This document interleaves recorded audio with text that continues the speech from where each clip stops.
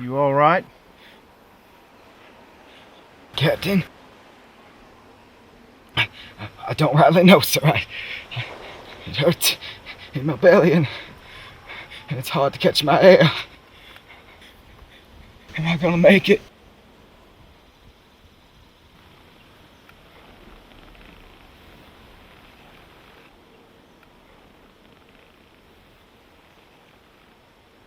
Don't worry. You're going home soon. We put him to the run, Captain.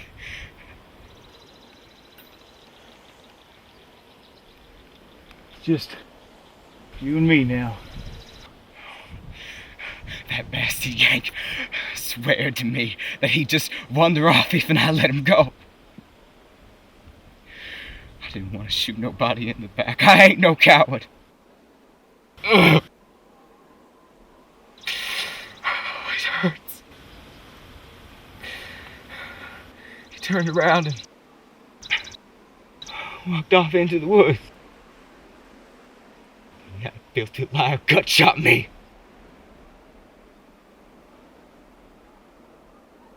You quiet yourself now. Yes, sir, Captain. I'm bad off, but I can still fight.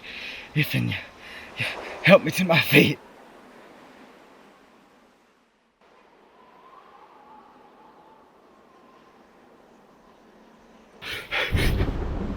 You ain't my captain. No, I ain't your captain. My name is Nat Kenny.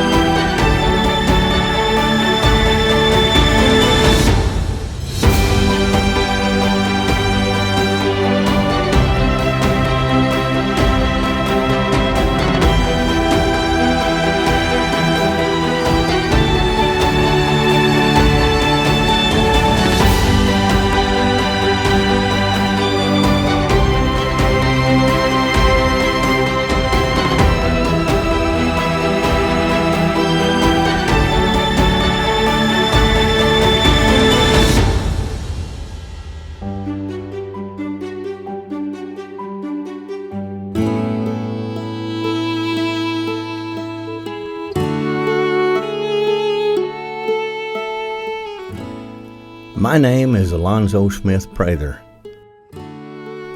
I was born in Jennings, Indiana, July 25th, 1840. A few years back, I fought for the Northern Army in the war between the states with my father and 3 brothers.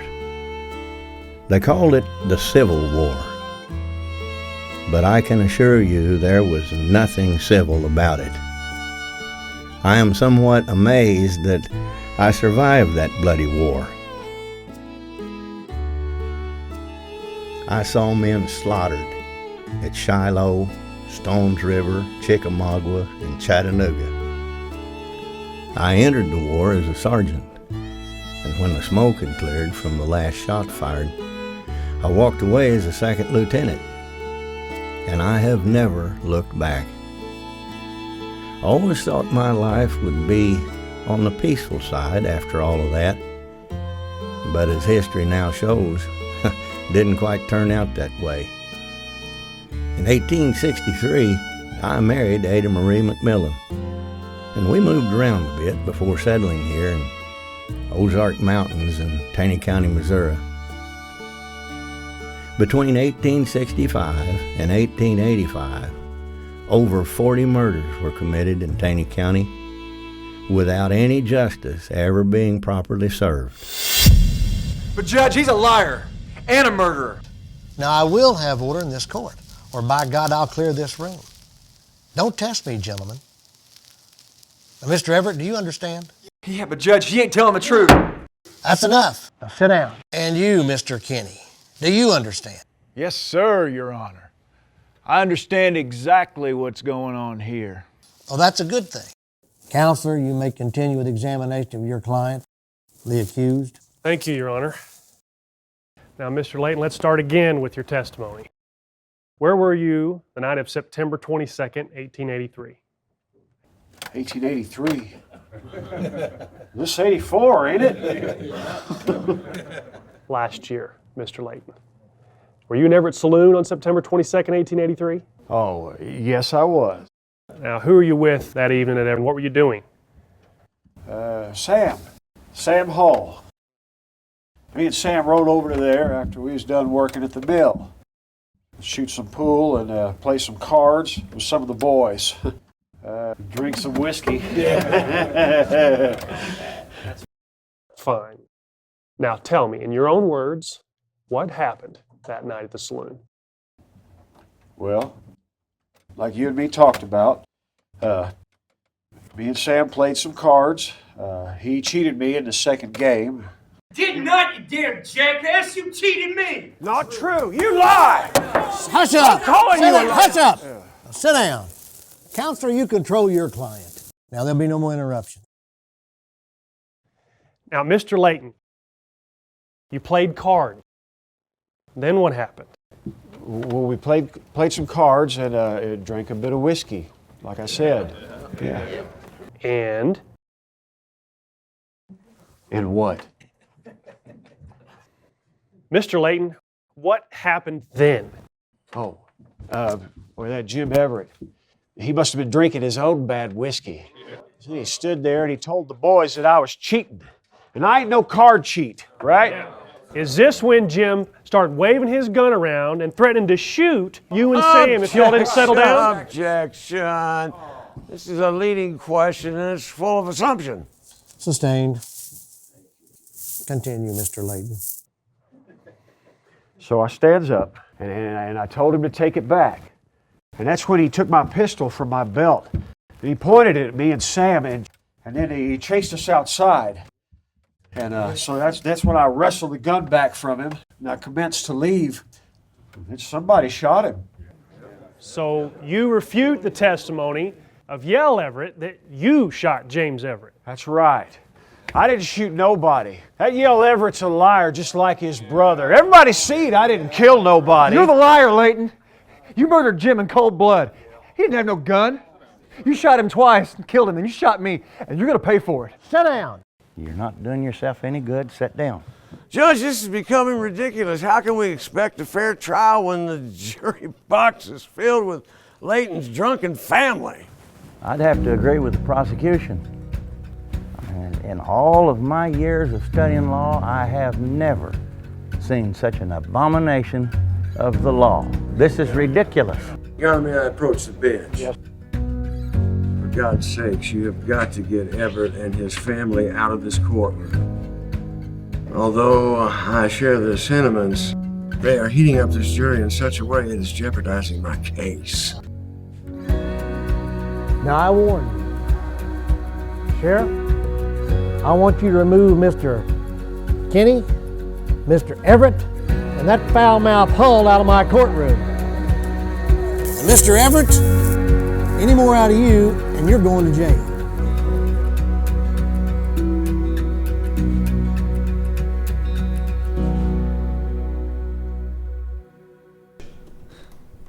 Now, come on, Nat. You know what's going on in that courtroom over there is just plain wrong. Yeah, I was on the grand jury that indicted him. Look, there's no doubt that he was going to kill somebody that day. I don't think it mattered one bit to that hot-headed drunk who he killed. It's just a shame that your brother was his victim. Now listen, Yale. You know that our county court saw fit to put all of his friends and relatives on that jury. It doesn't look good. I hate to say it, but there's a good chance that he's going to get away with murder. Al Layton sat there and bald-faced lied. It ain't the way it happened. I told that jury everything, every damn detail.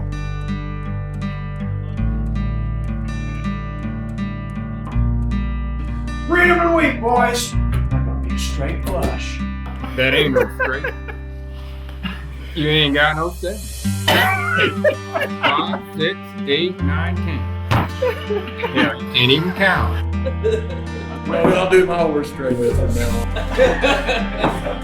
That work we're doing down at Everett's Mill ain't got me too tired. I can whip the both of you right now. Now you fellas need to calm down. Come on now. I ain't gonna let you cheat us in cards too. This here pot's mine. Not so fast. Who you calling a cheat? Off my money. Shame. And my whiskey. Al, that ain't your whiskey. It ain't nobody's whiskey. Put that gun away.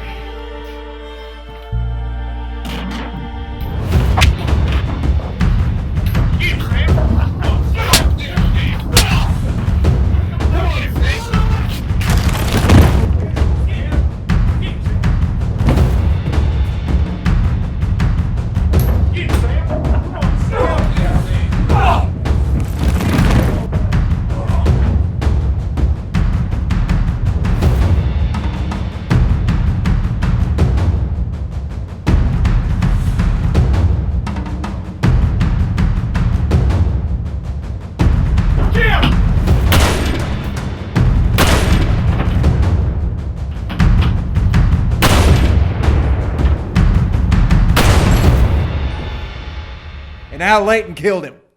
That ain't no mystery. Everybody in town knows it. Mr. Kenny, Mr. Prather sent you this note. What's your name, boy? Taney Dean, sir, but people call me Junior. Take that, Junior.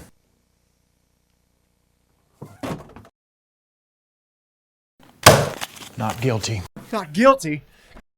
I'll kill Al Layton myself. Hey, calm down. And just sit down.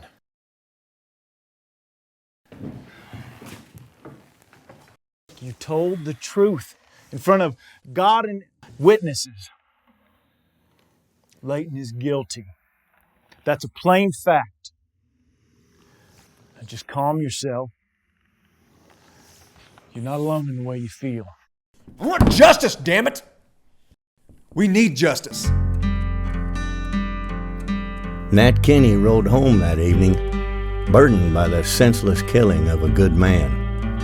The anger he felt about the civil unrest in Taney County was growing, and once again he had seen no justice that day. Did you bring us anything from Everett's store? Everett's. Let's see. No, I don't think I got anything for you. I did get some of this Hard Rock candy, but I was going to give it to my horse. I saw that fox we was looking for last night, Pa. I was fixing to blast it with your shotgun, but Mama said I couldn't. So I threw some rocks at it, and it ran into the woods. Good job, son. Did you get any of the chickens? Where was Rascal? I didn't get any of the chickens. Tell him where Rascal was. Shut up. Paul, where was the dog while this fox was going after my chickens? He caught Rascal, Pa. Poor dog. He sure was howling. Rascal ate the bacon and got caught in the trap. Paul, you go put out water for Rascal, and Georgia, you finish setting the table. And both of you go wash up for dinner. Yes, Mama.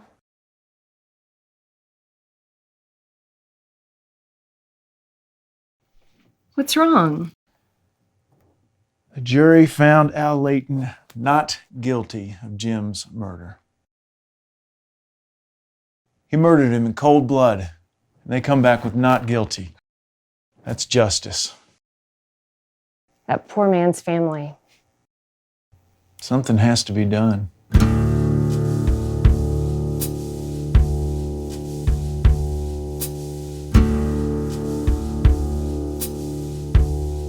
Glad we moved down from Springfield. Mostly glad. What do you mean, Nat? Lawlessness is disgusting. Nathaniel, you're a very strong and brave and kind man. But you're only one man. You're right about that. I am just one man. And what can one man do, whether it's Kathy or me? It would take an army to control this county. You know what? You're right. It would take an army. Well, that's well and good, but there's no army here. There could be. There could be. But these people here, they're farmers and merchants. They're not soldiers, but they have guns. And enough good men with guns, they could form a militia. We could turn this into a place worth living in. We can make it safe for all of us. But I can only do it if you stand beside me.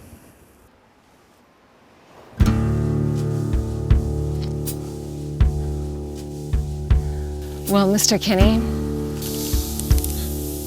let's build your army.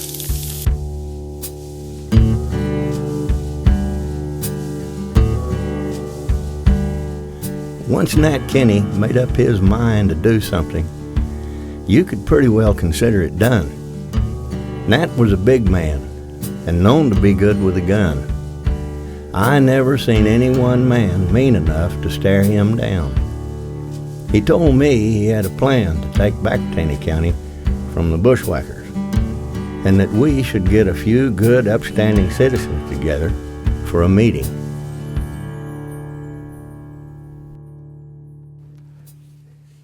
Good evening, gentlemen. Thank you for taking time out of your busy lives to be here tonight. But I think that our business here, as we all know, is very important. We have an overabundance of bushwhackers, thieves, Committing murders and getting away with it. We have to stop this. It's our duty to stop this. We all know that the court system isn't going to do anything about it. They've shown us that. How about that $42,000 in tax income? Just gone. Missing. What are you saying, Nat? We should all carry our guns? Post up around the county? Some of us have farms to run. Some of us need to make a living. We all have a living to make. But there isn't going to be anything left of this place that we love unless we stand up and remedy what's wrong with this county. If I may just for a moment speak to you here. I certainly appreciate being invited to this meeting. And I truly hope that you're not making any accusations about my abilities. Enforce the law. In my defense, this county's been ridden with crime since the beginning of the war. And I've got 600 square miles to cover. McAfee, all of us here know your abilities. You're a fine sheriff. But it's like you say, it's a hell of a big job for just one man. Now, what I propose is that we form a league. A citizens' league for law and order. We can assist the sheriff and protect our lands. Protect our brothers' lands. Yeah, well, 13 still isn't enough. I don't know, Nat. I mean, we all know that we've had a problem trusting some of these men in the county.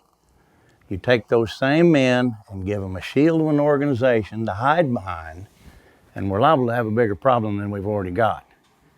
There's a reason that the sheriff is an elected official. Alonzo's got a point there, Nat. You see, I'm the elected sheriff of this county, and the responsibility of enforcing the law falls on my shoulders. Now, there's a couple of concerns I've got because so far I haven't heard a thing about sworn-in deputies. This is a vigilance group you're talking about. Now, boys, I don't need any more trouble in this county. What I need is a whole lot less. That's why we have to keep this organization a secret. You can't just turn the law over to anybody. I mean, there's men out there that they're looking for an excuse to shoot somebody. We can only bring in men that we absolutely trust. We have to have organization and accountability. Now, Alonzo, if you and Captain Van Zant can organize the men, we need to treat this like a military unit. What we need to do is divide this county into sectors. We need to appoint a lieutenant for each district, and those lieutenants will report back to us. The important thing is secrecy. Yeah. We all need to be willing to take a solemn oath to maintain that. Right. JJ, think maybe that you could draft us an oath for our league? Of course I will, Nat. You know, it's also important that all of our members stay quiet for the sake of our families and the like. I can imagine there will be some retaliation. We must move with caution. How are we going to know the difference between them and good, trustworthy men? We could have a signal. Maybe a handshake. Just call us the Masons. Yeah.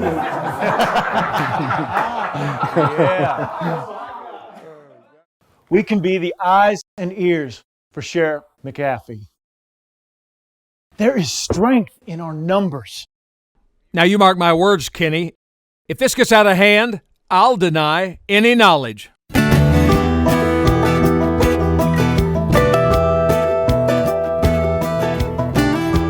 Being of like minds, we could never have known that the decisions we made on October the 18th, 1884 would forever change the history of Southwest Missouri.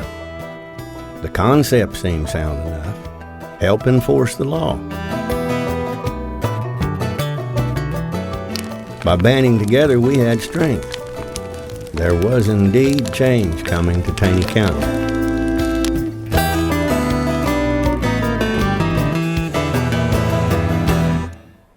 Gentlemen, tonight, change, real change, is coming to Taney County. The Citizens League for Law and Order is born tonight. Each one of you is going to play an important part in our mission in the days going forward. Our purpose is at all times to respond to the call of our officers in maintaining law. Everybody here has seen our towns being looted. You've seen our friends and our neighbors being killed. Livestock being stolen and butchered. We've seen our women mistreated. Our families have been torn apart by these bushwhackers, these thieves, and these murderers. Gotta stop. I say, no more. No more. No more. No more. Tonight, justice is coming. And it's a secret justice that only we know about. But I'll tell you this, very soon, they're going to feel our justice. Yeah. Maybe some of you sitting back there thinking, hell, I'll just go home. I'm going to go sit on my porch. Some of y'all's got a bigger porch than others, too. You know what I say? I say join the band or leave the land. What about our sons and our daughters? That's right. Tonight, we make a choice. You can sit with your arms crossed and watch while a few men go out and clean up this mess, or you can join us. You can join us and say, no more! No more! No more! Well, gentlemen, I think we have your feelings on this. Now, as Mr. Kenny stated, it's important we do everything we do in complete secrecy. No written records. We need to get started right away on changing Taney County. People need to know we exist, and they need to know we mean business. Now, in the presence of God and all these witnesses, raise your right hand and repeat after me. I solemnly swear that I will never reveal any of the secrets of this order. It won't be long. Them bushwhackers ain't gonna know which way to run. Well, that's all fine and good, boys, as long as we stay inside the confines of the law. But I'll guarantee you the first time we step outside the law, Sheriff McAfee will come after us with a vengeance. You know it. So what's next, Nat? What's our mission? You let me take care of them, Cap. We'll meet here again in a few days, and we'll make a plan. I will be subject to the jurisdiction of 12 members of this order, even if their decision should be to hang me by the neck till I'm dead, dead. So help me God. Well, gentlemen, it's my great honor to welcome each of you to the Citizens League of Law and Order.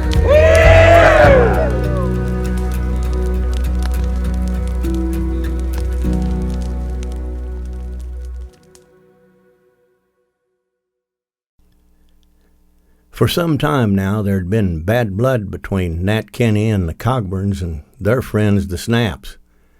Andrew Cogburn and his Uncle Robert felt as though Nat Kenny was a bully and a big talker, and worse than that, an outsider. So they took every opportunity to give Nat a hard time and to discredit him, especially in front of his friends and followers. Hello, everybody. What is standing out here for?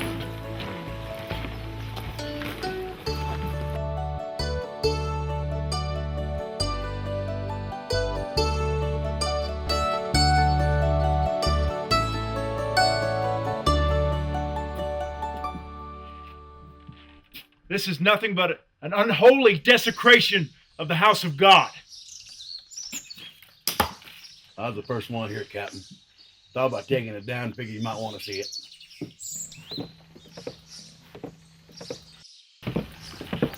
Nathaniel, it's gonna be okay. What do you want to do, Nat? We're going to do what we always do. We're going to worship the Lord and praise His name. I think we need to pray for those who know not what they do.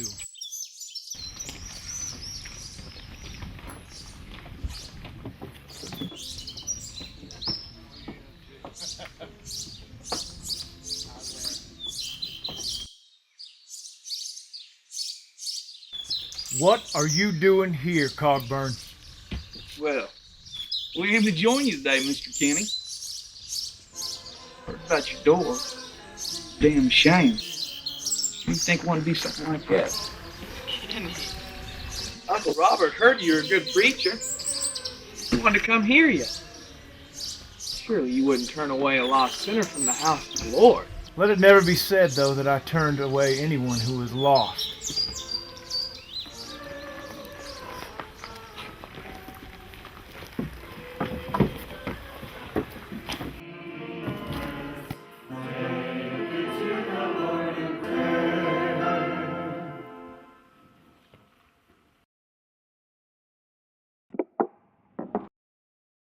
Good morning, everybody. This is the day the Lord has made. Despite a few distractions this morning, we're here for church. We're going to worship the Lord, praise His name. We're going to speak His words to the lost. Let us go to His word. Jesus, the Son of God, said, I give unto them eternal life, and they shall never perish. My Father, which gave them to me, is greater than all, and no man can pluck them from His hands. It makes me feel kind of good inside. Taney County is full of sinners. There are men and women living together without being married. Amen, Brother Kenny. There are men spending their wages on whiskey while their families go without, and children are starving. Well, that ain't right. People ought not do that. You know, this can be the day that your life changes. You're ready to meet God just the way you are. Mr. Kenny, tell me how I can get this here salvation you're talking about. Well, all that you have to do is ask God to forgive your sins. Ask Jesus into your heart. And turn from your wicked ways. Well, that's all it takes. I just gotta ask God to save me. Salvation is free to anyone who will ask. About them wicked ways. Tell me a little bit more about that. Well, if you become a Christian, your life will change. So you're trying to tell me that I'm not going to want any more of that whiskey or saying them curse words or chasing women? You wouldn't want to. I don't think I'm ready to stop all that. I'm really going to have to think about this one a while.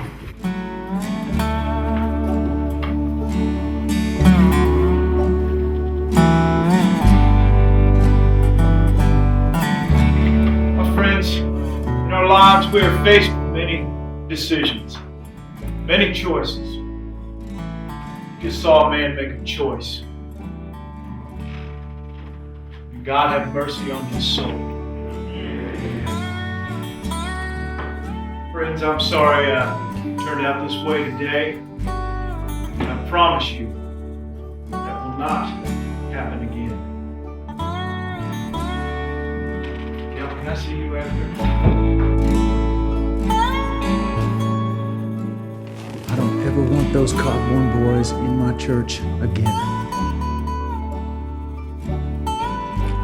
I'll make sure they don't, Nat.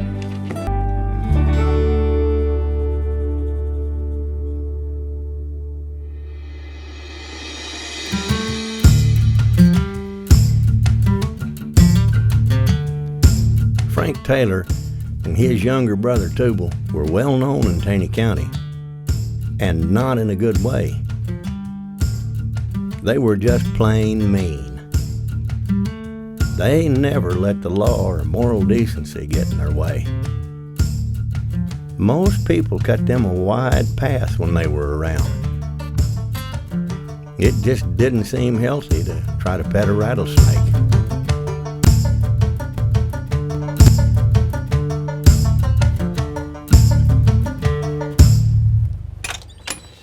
How's it going, Dickerson?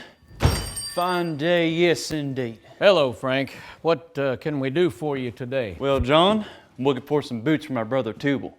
I'm gonna pick out a pair, and you just go ahead and you put them on my bill. Well, now, Frank, you already owe me quite a bit already. Well, I don't see what the problem is. I'm gonna take these pretty boots, and you're gonna go ahead and you put them on that bill. Well, that is gonna be a problem, see, because I've got to make a living, Frank. Well, hell, don't we all? Take the boots, Mr. Taylor. John, let it go. You see now, Dickerson, you got a pretty smart wife here. Not bad looking either. Better start counting your blessings, John. Ah, you got them. I hope y'all have a real nice day.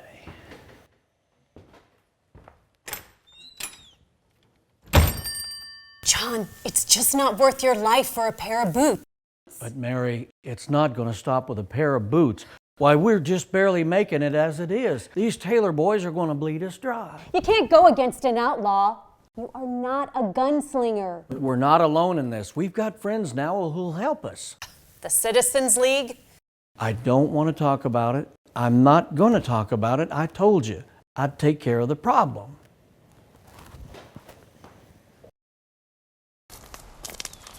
Uncle Robert, I was thinking just now. You know, my pa learned me how to fish the right way. How's about wagering with me that I can catch more pan fryers at the pond than you can? Well, you better just hold on there. If that's what you're thinking, you're just wasting your time thinking. Now, wait a minute. Hear me out. If I do catch more, when I do, you have to clean the mess up. And you have to cook them for supper. And you have to clean the dishes for Sorrel. I don't do dishes for nobody. You ain't got a woman, so who cleans them for you? Well, all I do is just grab those dishes and take them down the creek, wash them off a bit. Now, I know it ain't at all what Sorrelda does, but hey, it works for me. Dang. Glad Sissy and I live together and not with you.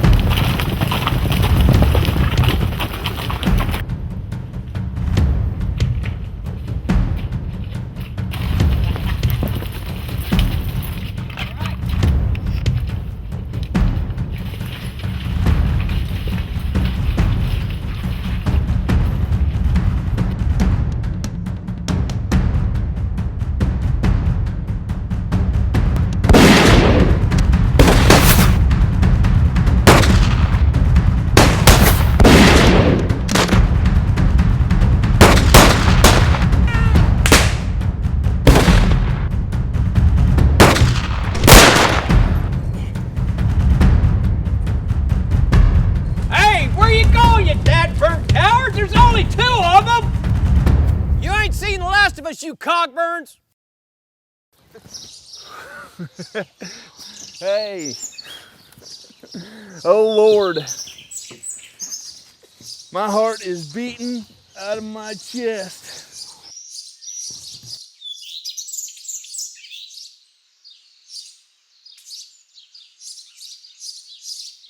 You think we killed any of them? Nah. But they sure deserved it if we did. I think they plumb got away. I don't hear anything. Can I ask you a question? Sure. Go ahead. I might have an answer for you. If something ever happens to me, will you... If something were to happen, will you take care of Sorrelda for me? Nephew, you hear me, and you hear me well. I promised your pa at his grave, mind you, that I'd take care of your ma and you and your sister Sorrelda, and I am a man of my word. And your ma, when she is dying, rest her soul, I promised her the very same thing.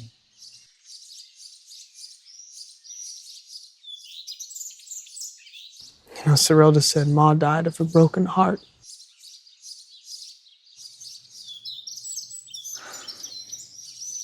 Well, I suppose in a way I believe it. My brother James, he loved your ma and you two kids more than anything. And your ma, she loved y'all right back even more. Yeah, I think her heart pretty much broke whenever James passed. She just couldn't handle that sadness.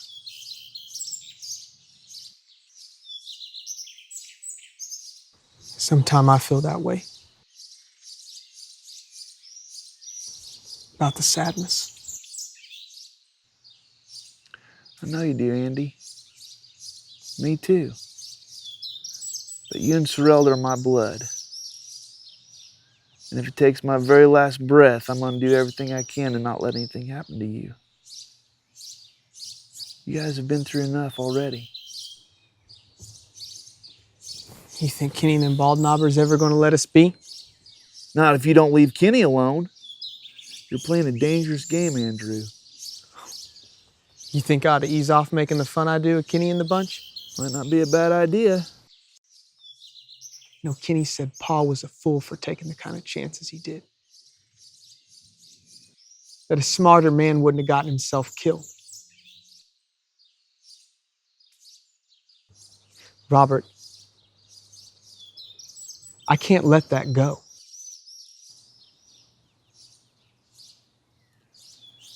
Kenny didn't kill your pa, Andrew. Now, is that worth dying for?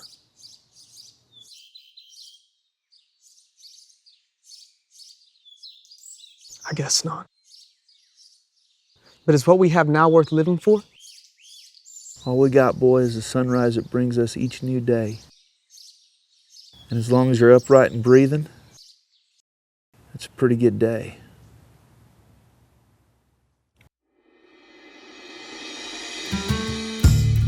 Well, well, Dickerson. Kind of slow in here today, isn't it? Not much going on today, Frank. Well, makes me think you should have appreciated my business the other day on account of it being so slow. You know, that kind of hurts my feelings. Mr. Dickinson, you went and hurt my brother's feelings. Not a good thing to do. Well, now look, Frank, I was only trying to help. You went and told the sheriff about my little warning to you the other day. That wasn't a very smart thing to do. And guess what? You won't be telling anybody anything anymore.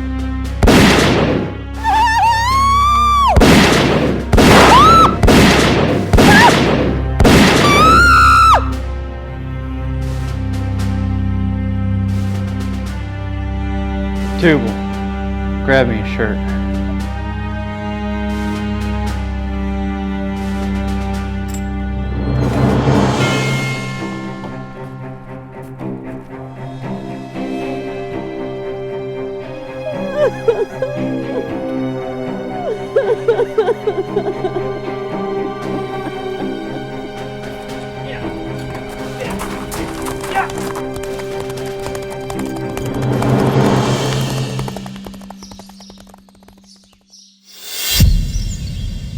What are we gonna do if them damn Baldknobbers come out looking for us? You know we ain't got enough guns to outshoot them all. Them Baldknobbers ain't nothing but a bunch of farmers on horses. What are they gonna do? Hit us with a damn rake? Them Dickersons were outsiders and they're dead. Kinda hard to testify when you're dead.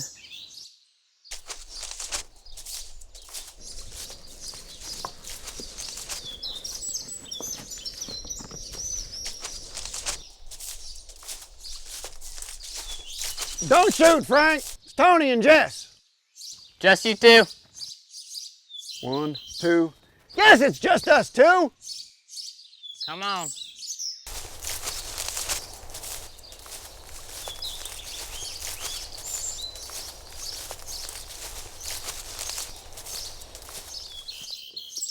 Well, if it isn't Jesse and Frank James. Don't give me no bull, Jess. Why, you're even famous outside of Taney County. Hear that, Frank? We're famous. I am standing right here, Tubal. I heard what the man said. What are y'all talking about anyways? The Dickersons, Frank. A lot of people looking for you right now. Well, hell, I killed the Dickersons outright. They ought to be dead. Well, Frank, they ain't. Well, we shot them. They damn well look dead. Well, Tubal, apparently looking ain't being. What's it take to kill a man nowadays? I shot that old man through the head. He had to be dead. So now everyone knows we done it, Frank. Well, I do have some good news. Well, I sure could use some about now, Deputy Tony. There's a reward out on you. I don't think that's a damn bit funny, Tony. Well, I'm glad we can give you boys a good laugh today. You come all the way out just to give us the good news. Tony, you thinking about keeping that reward yourself? You and Jess here? We were thinking about it, Frank. It is a lot of money. Now, hold on there, Frank. There's more to this than Tony said. Tony, you trying to get us killed? Tell him what's on our minds. And Frank, just calm down. And how much is this reward? $1,000. Frank, that's a lot of money. All we do is turn you into Sheriff McAfee. We get the reward, and then we split it with you. You'll be out on bail and pretty soon walking around with a pocket full of money. It will work, Frank. How I know you and Jess here ain't gonna cheat us. Well, besides us being friends, why would I do that if I know you're gonna get out on bail and come looking for me? No, Frank, we do this together. 4 ways. Okay. But if anything goes wrong, you get us out of that jail. It won't go wrong, Frank. And just remember, I got the keys to the cell. Sheriff McAfee's too damn dumb to ever know what happened. Tubal, you go get the horses.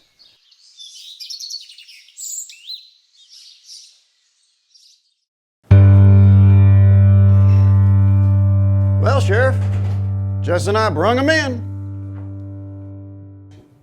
Well, well. So you did, Deputy. Good job. I'll take those guns, boys, one at a time, nice and easy.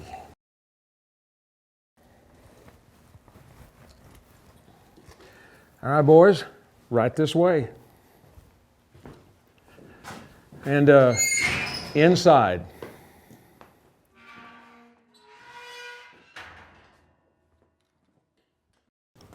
So, Sheriff, do I need to sign something or what?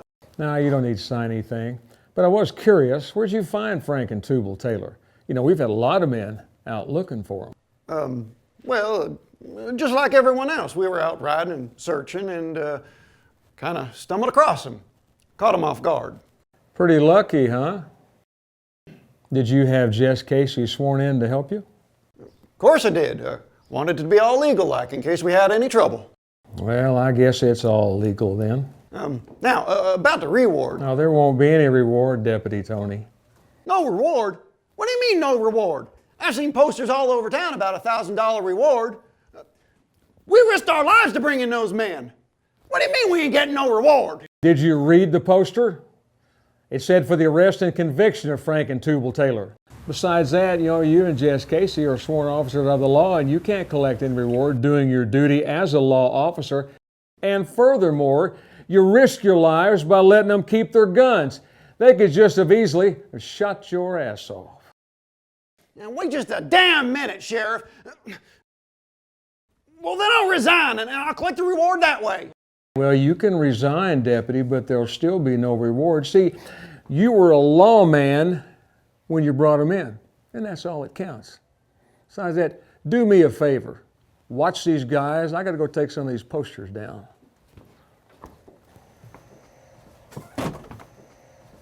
No reward. I'm out of here.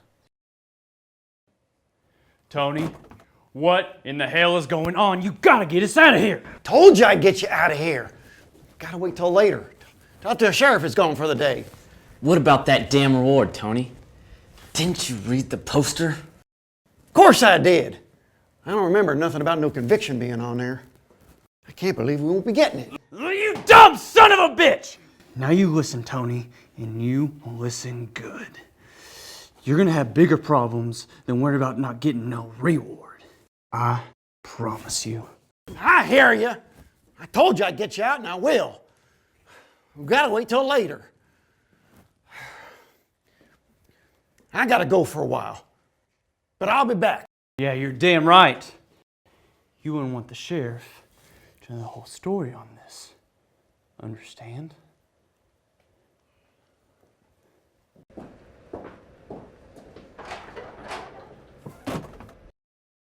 Oh, gee, Sheriff, you scared the life right out of me. Give me your badge, Deputy Tony. My badge? What for? You know why. Give it to me.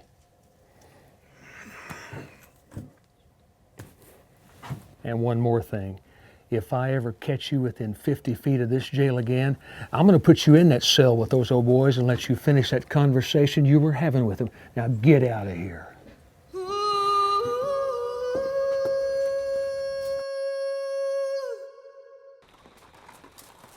Talk about suffering here below, and let's keep following Jesus.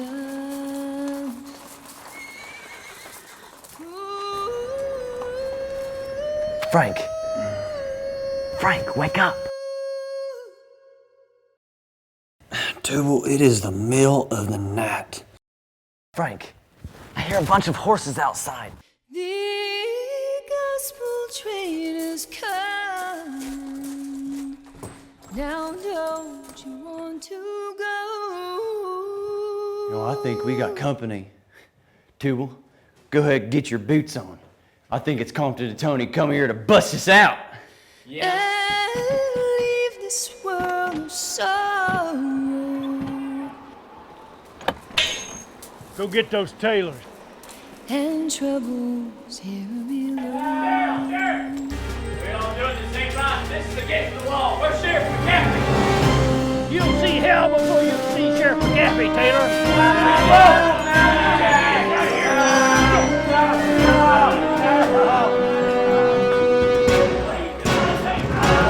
Can't do this, can't Sheriff McCaffrey. Where's Sheriff McCaffrey? I'm not getting on that damn horse. Come on. Help me! Move out, boys.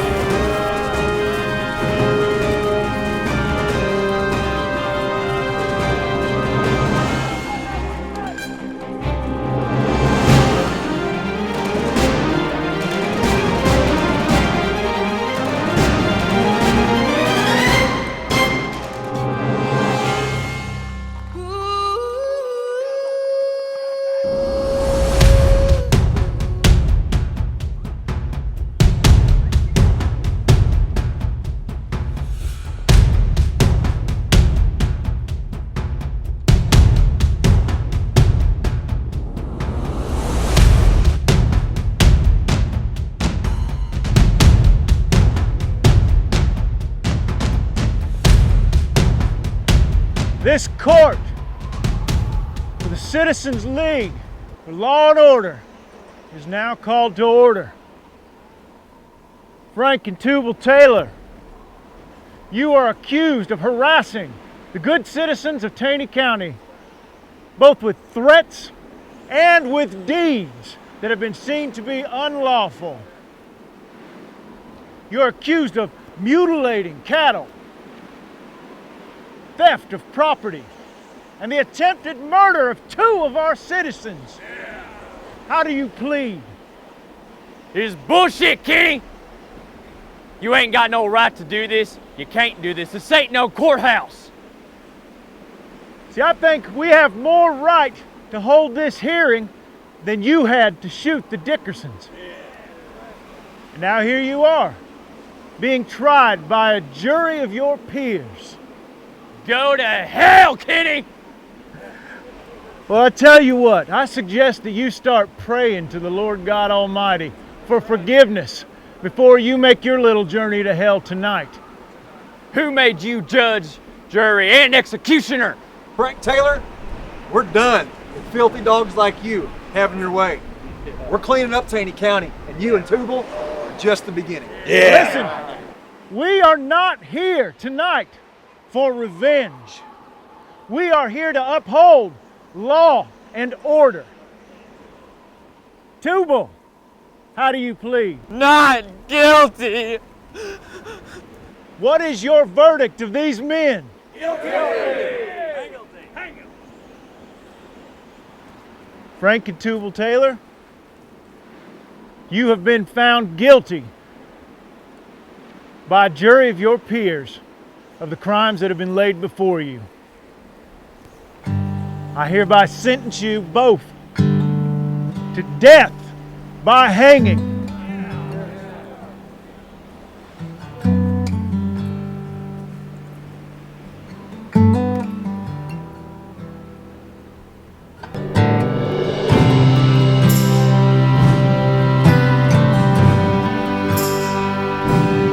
God have mercy on your souls.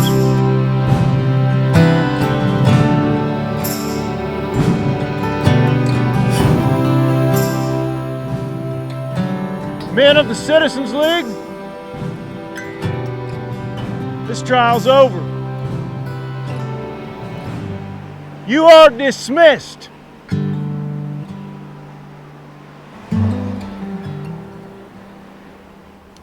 Nat, What is it, Alonzo? what is it? My God, man. We weren't supposed to hang these boys. We just supposed to scare the hell out of them. What the hell happened to law and order, Nat? Alonzo, with all due respect, these boys got what they deserve. We didn't start the league just to scare people. We started it for law and order and to bring justice where there was none. Oh, Nat, we wasn't supposed to do this. Go home, Alonzo. All right. I'll go home. But you better listen to me on this one, Nat Kenny. By God, this is not what we agreed to, and you know it. I am not a murderer. And by God, I don't intend to become one now. You better listen to me, Nat.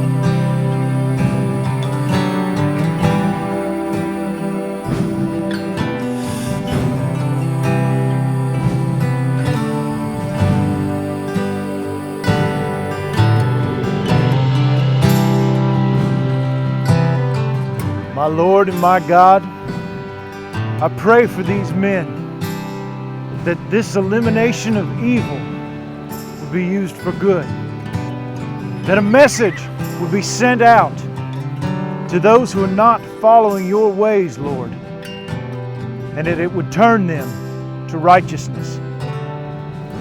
Please give me strength and guidance. In your Son's name,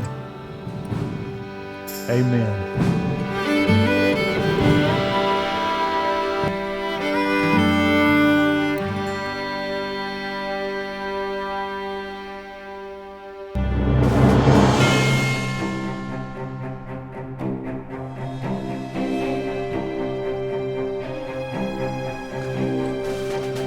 Dave Walker. Heard a lot about you and your organization. Well, I assume it was all good since we're all standing here. This is my son Billy. Good to meet you, Mr. Kenny. How old are you, boy? With all due respect, Mr. Kenny, I'm not a boy. I'm 16 years old, and I'll be second in command of the Christian County Citizens League. Billy's really good with a gun. I'm here to help you establish your organization. You have to choose who's going to be a part of that. You need men that you can trust. We've got some good men, Mr. Kenny. All right. We've got a long ride ahead of us. Let's get started.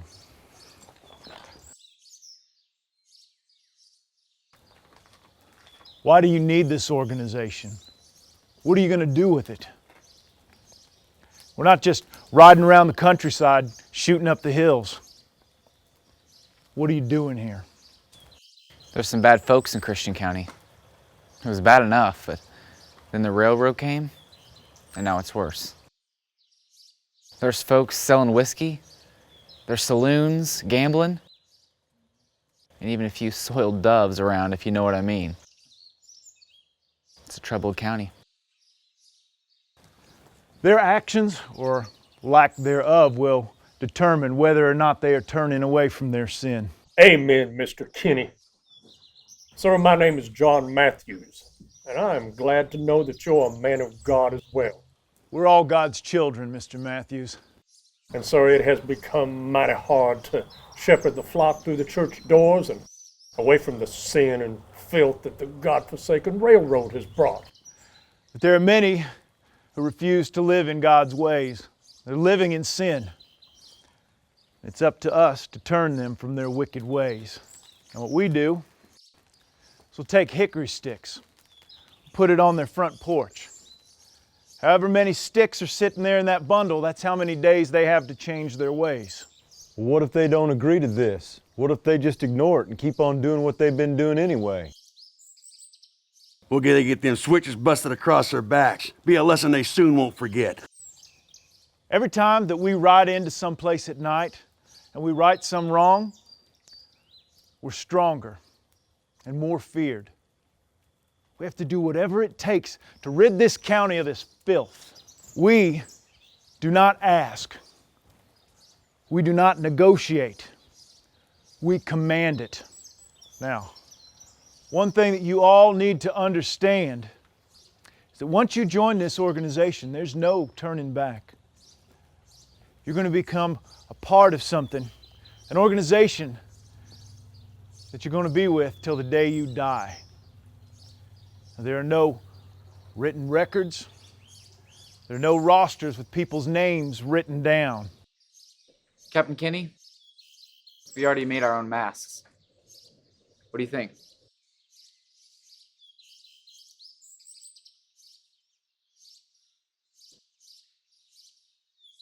I think that'd be very effective in the dark. Conceal your face a lot better than a bandana. It's good thinking, boy. This is Galba Branson. He's going to be administering the oath. Well, he's a lawman. And who are you? Well, I'm Wiley Matthews. And what's your point about him being a lawman? Well, I just thought it might be a problem with the law looking over our shoulder.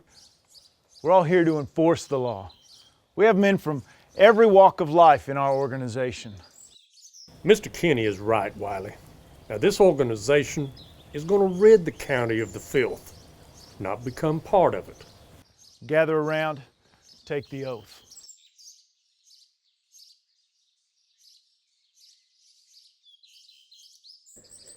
All right, man, repeat after me. I solemnly swear. I solemnly swear that I will never reveal any secrets of this order. You reckon this 16-year-old boy is going to be able to head a group of men on our raid, Captain? Well, that'll come with experience. Let's hope he lives long enough to get some. Without question. without question. I make this pledge as a blood oath. I make this pledge as a blood oath. Unto death. Unto death.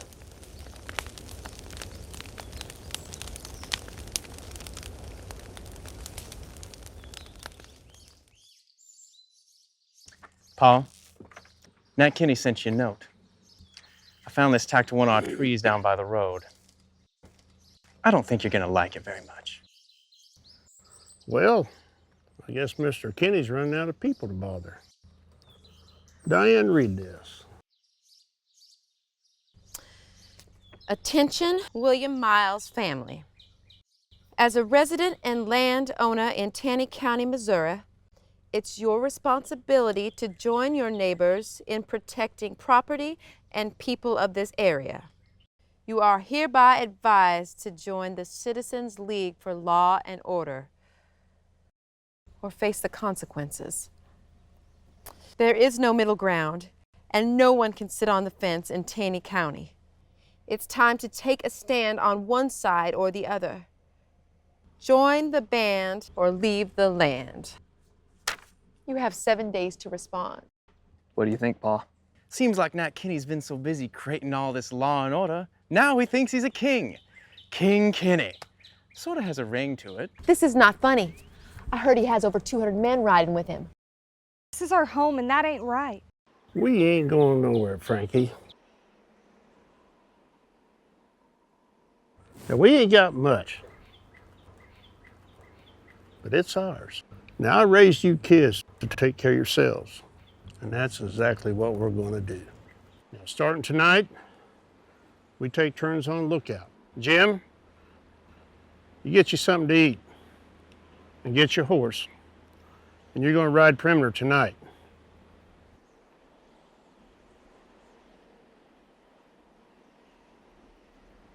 Manny, after you get done eating, I want you to take this note, and I want you to see to it that someone gets it to Kenny. And you tell them that our latch hangs on the outside of our door, if any of them are man enough to try to open it. Diane, there'll be a loaded shotgun and Winchester next to that door at all time. Don't go outside without one. You really think they'll come, Paul? Let them come. I hope they do. Yeah, they'll come. And when they do, by God, we're going to be ready.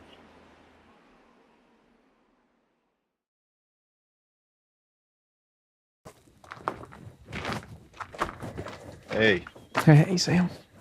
We have a visiting preacher tonight. Andrew, let's try to get through this service without pissing off Kenny, okay? Asking Andrew not to harass Mr. Kenny is like talking to a tree, Mr. Snap. It's what he lives for. I've tried to pull back the rein on him several times, but it's like saddling a mule blindfolded. Well, you know a man has to do what he does best. I can't help it, Sam. I just can't stand the man. I don't like him either, but it's the closest church to my property. I gotta see that my kids get some decent Bible learning where I can. Mr. Snap, your kids are gonna turn out fine. Even at their age, they're polite and respectful, which is more than I can say about some grown men around here. Well, I'm just keeping Kenny on his toes, sissy. Andy, you're gonna push him once too often one of these days. Galba, Maggie, I thought you'd be at the church by now. I've just come from there. Just had some information I wanted to pass along to Nat, if I could. Anything I should be concerned about? Oh, no, heavens no, everything's okay. Just wanted to jaw with Nat a little bit. Okay, I'll go get him. Have a seat.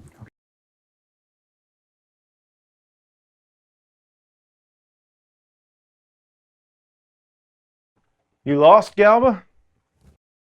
How are you, Captain? Doing well. What's the matter? I just came from the church. I saw Andrew Cogburn there.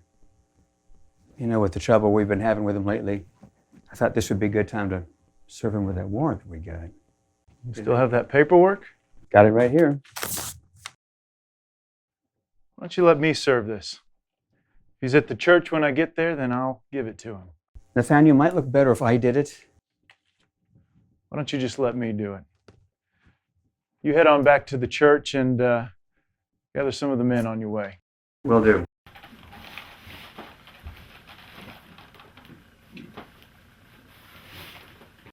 Nathaniel, what's wrong? It's nothing. Is it Andrew? I need to get to the church. I have a warrant for Andrew Cogburn's arrest. I'm going to serve it. I don't think there's going to be any problems. I'm just taking precautions. It'll be fine. Paul, let's go. Pick up the Bible. Listen to your father.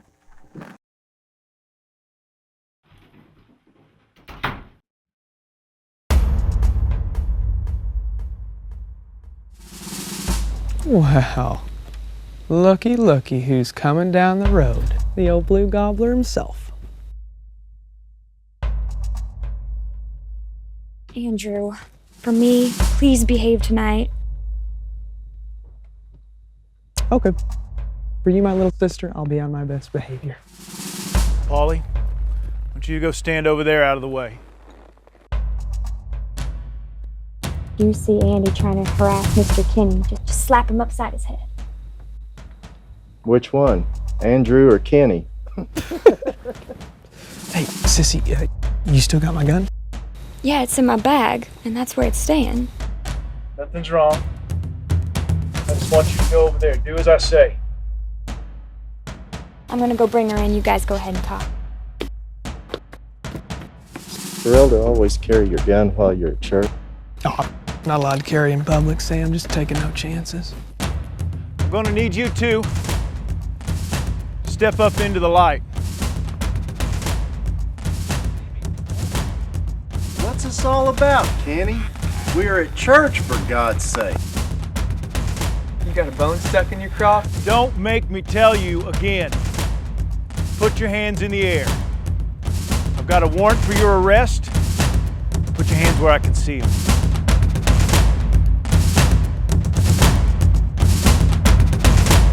I don't know what I do now to get in trouble with you. I don't...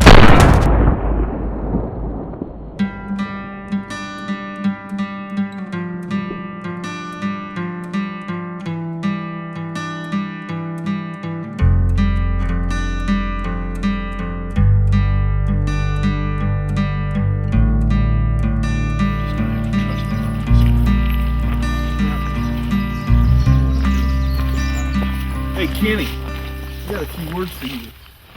What are you doing here, Robert? We're having an investigation. You damn well better have an investigation going on. You're the one who shot him. Now, I'm sorry that I had to shoot him, but he left me no choice. You and I both know that Andrew would never draw on you. He's not a gunslinger, he's just a reckless boy. The facts are the facts. You know what? Ever since that damn war, this county's been doing the best it can to heal itself. And you come down here and you tear the wounds right back open. You're nothing but a saloon-keeping Yankee. And then you start this Sunday school group, and you call yourself a man of God. You're not a man of God, you're an agent of the devil.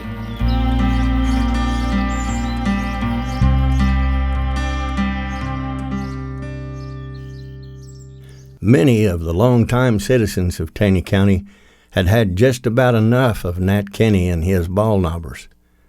So they joined together to create an opposing force, a militia, the anti-Baldknobbers. The Baldknobbers don't care about law and order. They only care about taking people's land. Right. Just found out Nat Kenny and his friends know we're meeting. They're coming to disarm ya. The hell they will. Well, you better get them fast. They're coming up the street.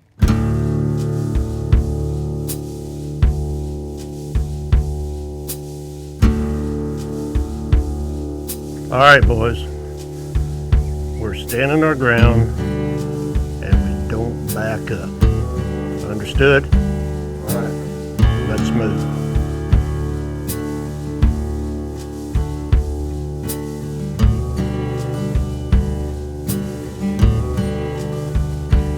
Nobody does anything unless I say.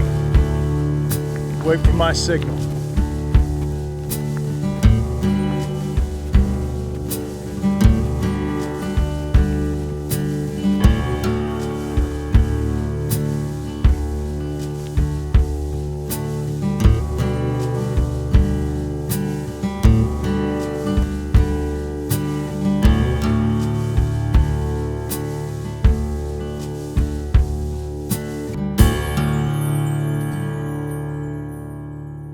You lost her, Mr. Kenny? You boys need to lay down your weapons. That way we know that there won't be any trouble in town. Well, Nathaniel, that just don't make no sense now, does it? You try to take our guns, you already have more trouble than what you can shake a stick at. You're making a big mistake, William. Kenny, just in case you don't know it, this here's a scattergun, and I'll use it right now to cut you in half first. Now you just go right ahead and pull them damn fancy guns you got, and see what happens.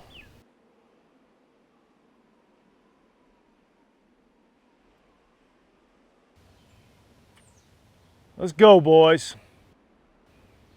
We can take care of this some other time. Oh, Nathaniel, I don't want you to walk all the way down here and for nothing.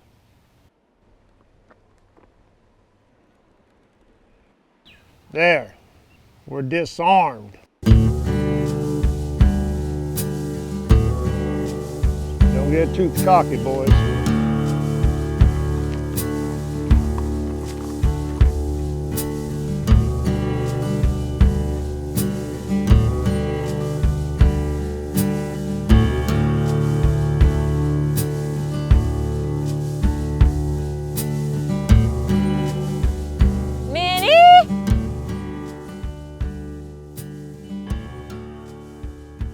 Hey, last time I checked, my name weren't Minnie.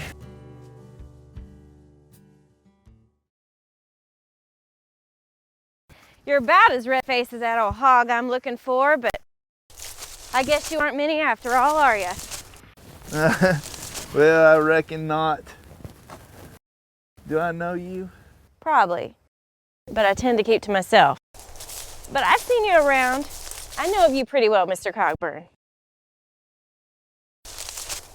Well, I apologize, this leg's got me down. Well, you do seem to be favoring that leg just almost as much as you're sipping from that jug. Are you all right? Yeah, I'm all right. We should get you back to the house. I'm headed back there anyway as soon as I've found Minnie. Maybe I can make something up to help you with that leg. Maybe also help you with your head once you run that jug dry. Well, I appreciate that and all, ma'am. But you need to be a bit careful about inviting strange men out to your place. These hills they just ain't safe anymore. You're right about that. But you're no stranger to me, Mr. Cogburn. And with all due respect, I can spot a hurting soul when I see one. Your soul cries the same way mine did, with those longing tears of wanting to bring somebody back to you and knowing you can't do nothing about it. How about that leg? Now, how about that pig? Minnie, where are you? Now, who goes names an old hog anyway? And speaking of names, what was your name again? Well, mostly, they're about the only company I have most of the time. And well, it'd be rude to call them breakfast and supper. And my name's Rachel. Rachel May.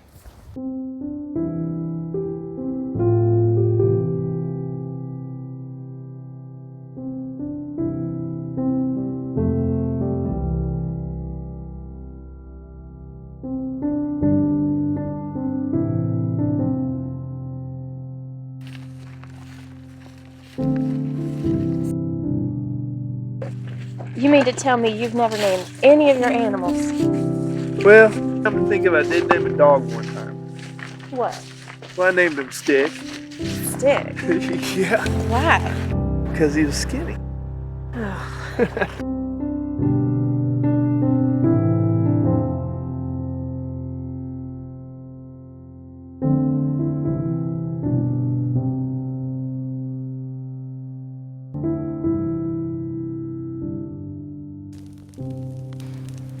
Now, tell me, how'd you come to hurt that leg so bad? Well, it wasn't much of nothing. Just some of those damn Baldknobbers over there in Kirbyville.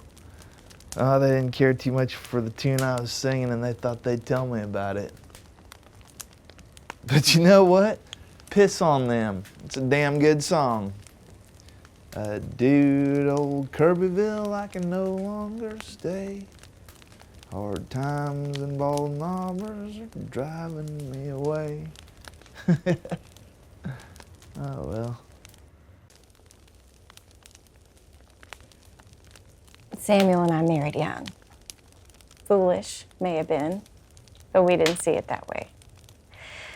We had big plans for when he came home from the war.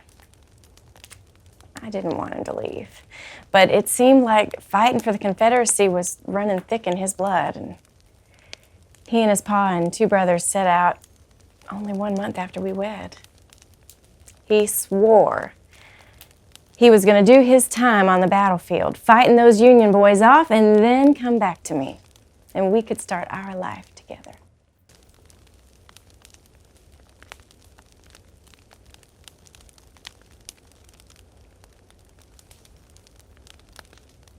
But he didn't come back.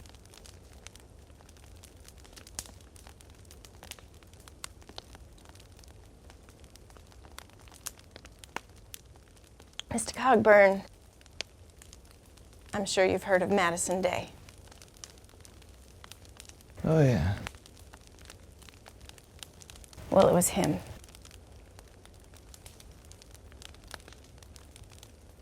Him and his soldiers.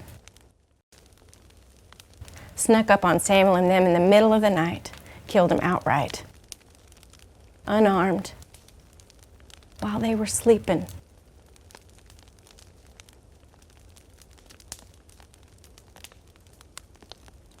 They never had a chance like that. So much for the glory of war.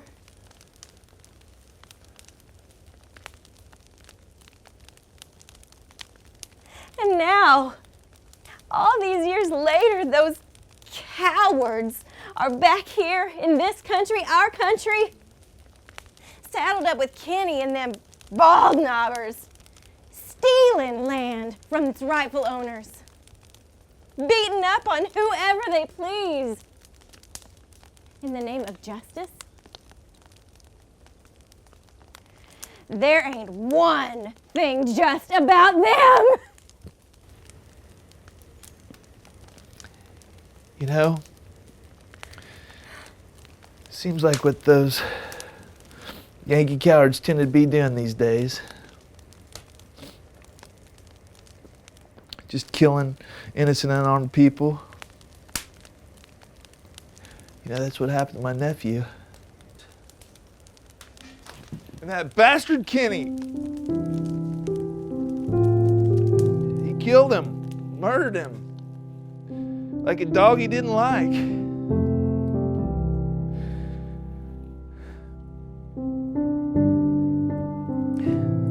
And I couldn't save him. It was my fault. I couldn't save him.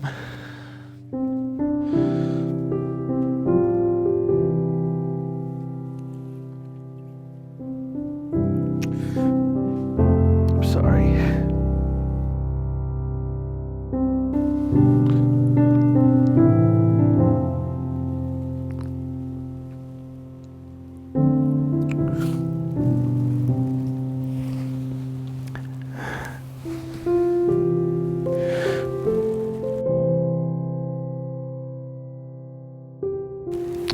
I want you to hold on to this. I want you to have this. That way I know I'll get to see you again.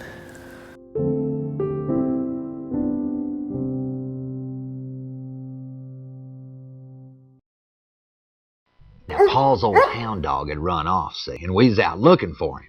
And we was way over at Johnson Holler when I hear some howling out in the woods. Now, Robert, don't you even think about touching that huckleberry pie.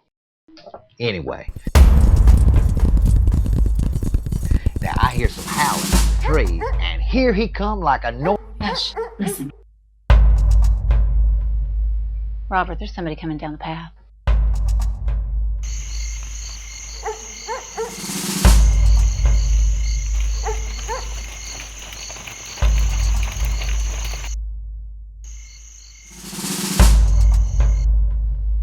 Baldknobbers.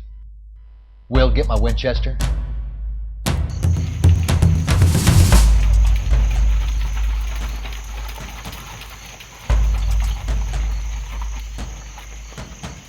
Don't you dare go out that door, Robert. Listen to me. You put Sophia in bed, get the shotgun, and then stand right here behind this door. Will, you come with me. He's just a boy, Robert. I'm just gonna see what these fools want. You just keep an eye on us. You stay close. Robert Snap, get out here now!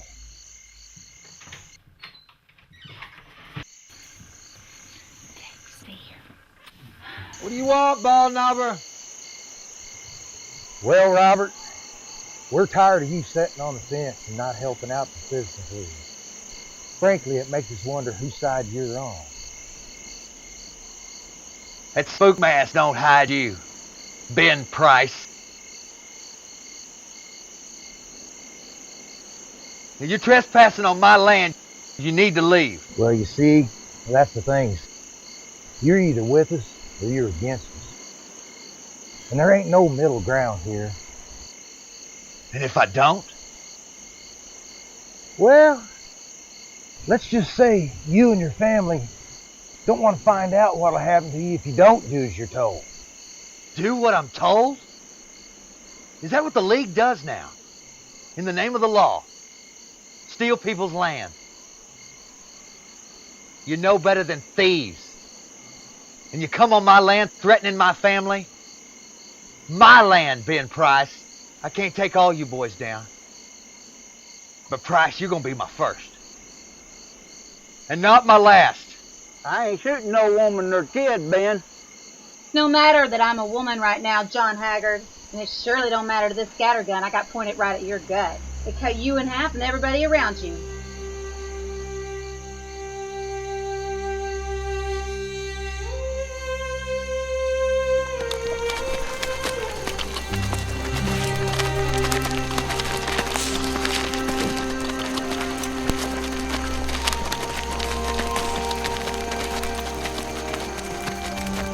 There were a few men willing to kill Nat Kenny, but when it got right down to it, they were afraid of him. But Nat Kenny had to be dealt with. Now the question was, who would step forward and do it? I'm damn serious. We all agree, loser gets it done. Nat and his men have been coming around our farm for months, threatening to run us out of town if we didn't join up. Then who's to say we stop at Kenny? Easy now. You're starting to make us sound an awful lot like the bunch we're trying to dissolve. Robert's right. Kenny's reign comes to an end, and one of us is going to be responsible.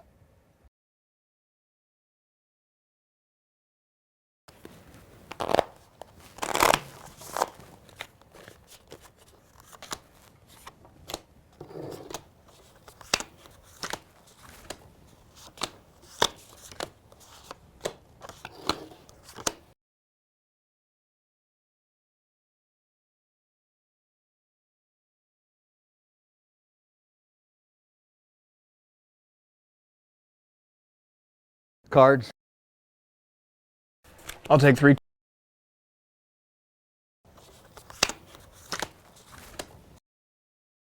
Billy?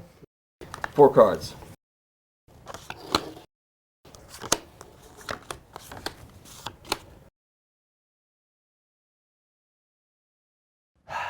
Dealer will take 2.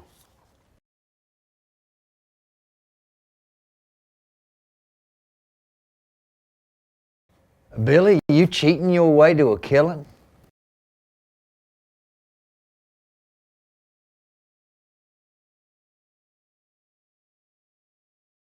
We lay them down together? Okay. Now. It was a fair game, and I lost. I'm just not afraid of what I have to do.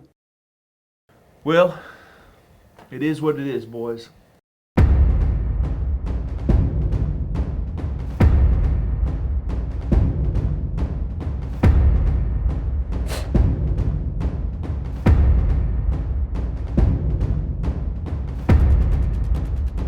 Baldknobbers!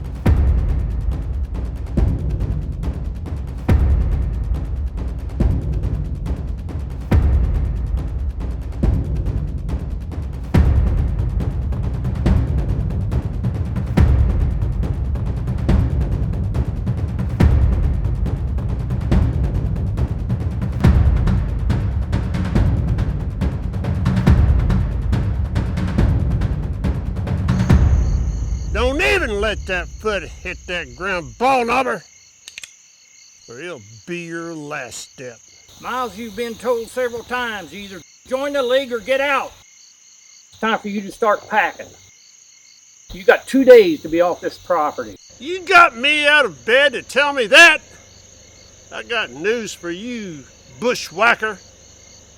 You can keep them 2 days. Now, you got 2 minutes to turn them damn horses back toward town and ride. Hold your ground, boys. We're settling this tonight. You called it, Baldknobber.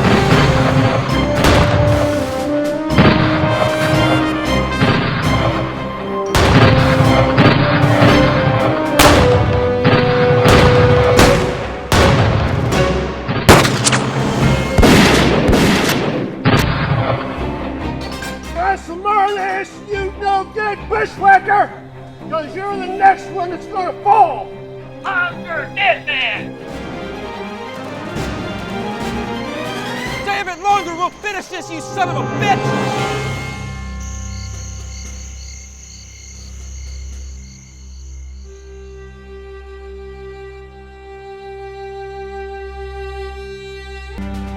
James,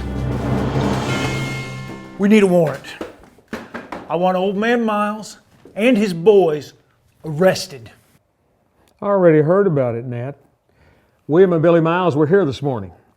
They just wanted to go on record as to what happened last night. They didn't file an official complaint, but Billy did say they'd take care of it themselves on their land. They shot 4 of my men. I want them in jail. Can we just talk about this? Why did you send men out to the Miles place? We were protecting Taney County, same as we always do. We're backing you up. You weren't backing me up. I wasn't there to be backed up.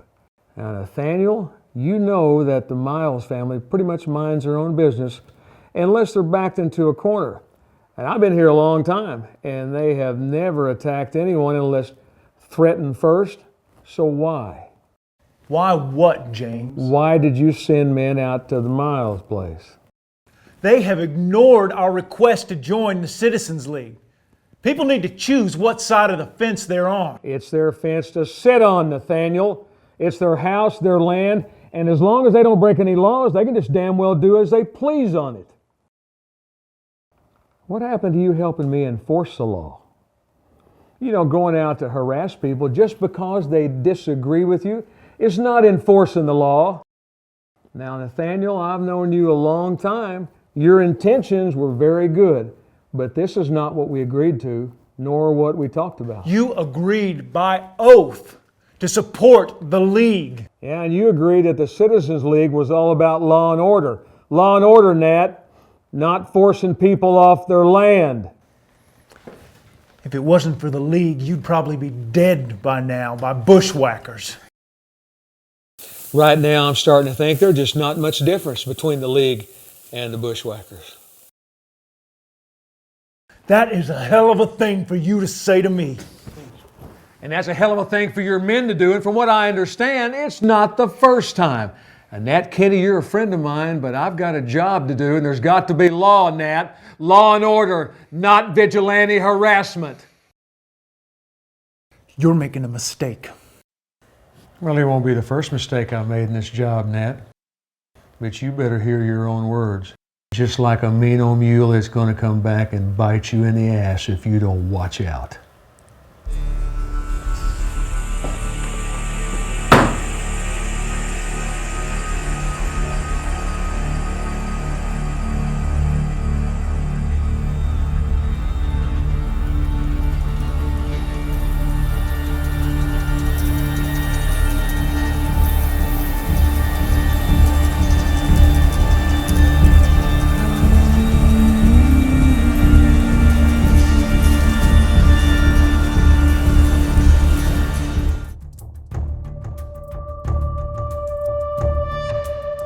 Spent a lot of time together. Try to take care of you. But we never talked about Andrew. Promised your mom and your pa I'd take care of both of you. But I haven't done a very good job of that. Uncle Robert, you can't ever think that. Andrew loved you, and I love you. I've always been there for us.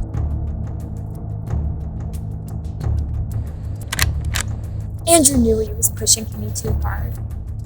If this means anything to you, love you both with all my heart.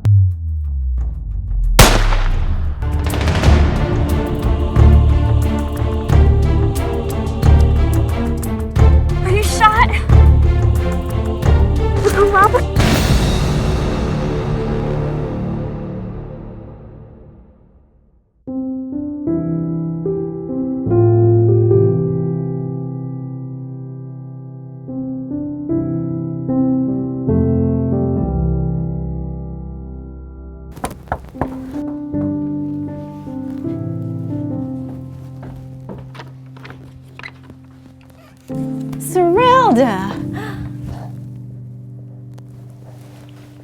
Serelda, dear, what's wrong?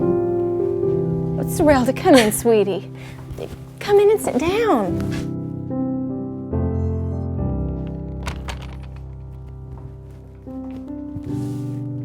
Serelda, can you tell me what's got you so upset? I hate seeing you like this. I don't know. know how to tell you. We're friends. You and Robert and I have sat at this very table for many, many hours talking about anything and everything. But that's just it, Rachel. We can't do that anymore. Robert is gone. Uncle Robert is dead. Someone shot him in the back. I was right there with him. And I couldn't do anything about it. We were just walking there one minute, just talking about life and Andrew, and then the next. Rachel, he was all I had left.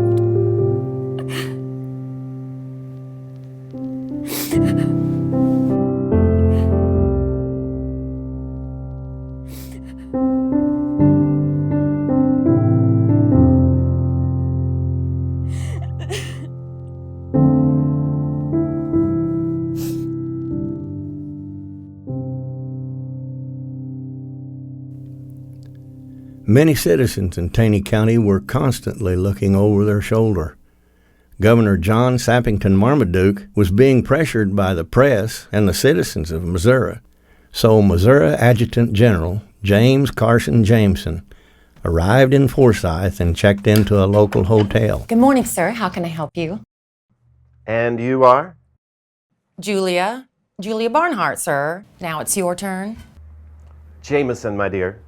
James Carson Jameson. So you're the man from Jefferson City. Well, welcome to Forsyth, Mr. Jameson. We do have 3 rooms ready for you and your men. If I could just have you sign the register for me right here, sir.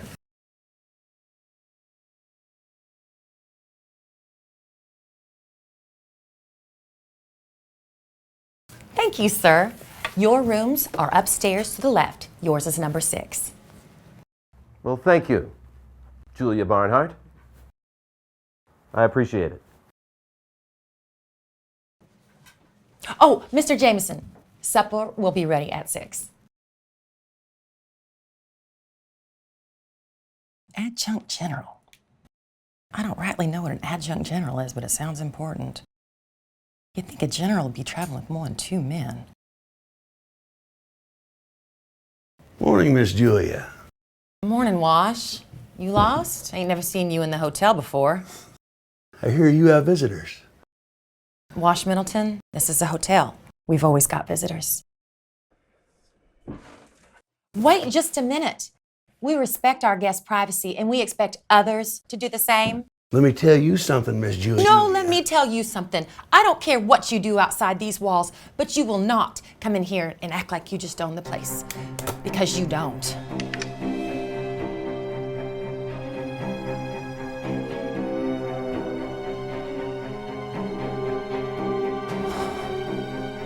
Nat Kenny and the Taney County Baldknobbers were about to get a rude awakening.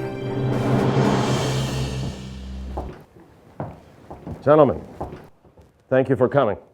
My name is James Carson Jameson, Adjutant General of the great state of Missouri.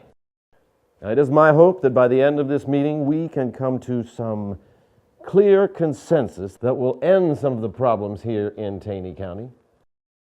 The governor is not a happy man. He has lost all his patience with what's been going on around here. The only thing that's been going on around here is citizens helping law enforcement maintain order. Now, I believe that vigilantes, if you will, are for law enforcement. They want to do what's right. The governor expects every citizen in Taney County to embrace the laws of the state of Missouri, the same as in every other county in the state. Mr. Jameson, we've all taken an oath for the sake of law and order. Is that the oath that you're telling all the people that's not Baldknobbers either join the band or leave the land, Mr. McGill? Miles, you've been against us since day one. You make all this law-abiding citizens leave so you can come in and take their land. Now, is that your law enforcement? By God, there's no one that comes on my land and threatens my family. Yes, your family is breaking the law. What do you think you're trying to do here? Is that your Gentlemen, I'm not here to arbitrate some imaginary line drawn in the sand. Everybody calm down a minute. The governor expects every citizen in Taney County to embrace the laws of the state of Missouri, the same as in every other county in the state. Allow me to just clarify a very important law. Now, Mr. Kenny, could you please show me your state charter signed by the governor of the state of Missouri allowing you to operate the Citizens League, known locally as the Baldknobbers? General Jameson, you know we don't have a charter. Yes, I know you don't. And the Taney militia, could you please show me your state charter, signed by the governor of the state, allowing you to operate as a militia? Mr. Jameson, we're just a bunch of farmers trying to protect our family and our land.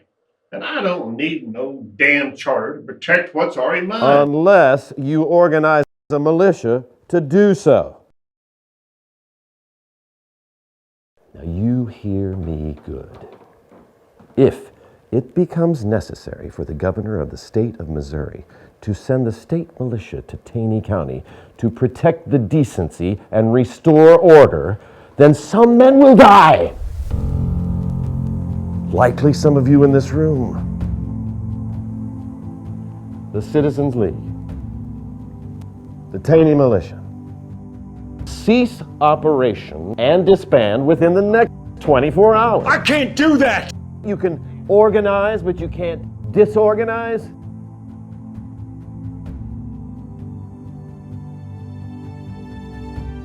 I need 48 hours. I'll give you 48 hours. But understand, this must stop now. I have come and said what I needed to say. This meeting is adjourned.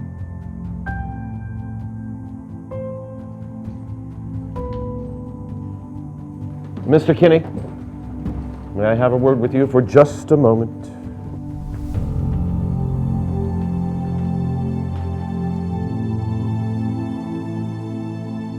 In all of my years in war and politics, I've become a pretty good judge of character. I do what I have to do, whatever it takes. Exactly. And once again, it is time to do whatever it takes. And that is shutting this down. Now, Mr. Kenny, if I am forced to come back to Taney County, I will not be alone. And surely, many men will die. If and when I do come back to Taney County, Nathaniel, I'm coming straight for you. Do we have an understanding?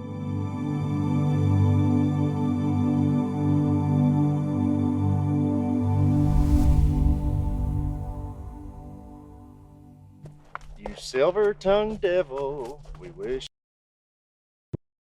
This one's supposed to be really good. Thank you. Gobbler, blue gobbler. Do you think it'll help? I've heard it's really good stuff. Tongue devil, we wish you would pass. That damn snap. Blue gobbler, you're a dirty old bird. You just don't like us, then bite our big ass.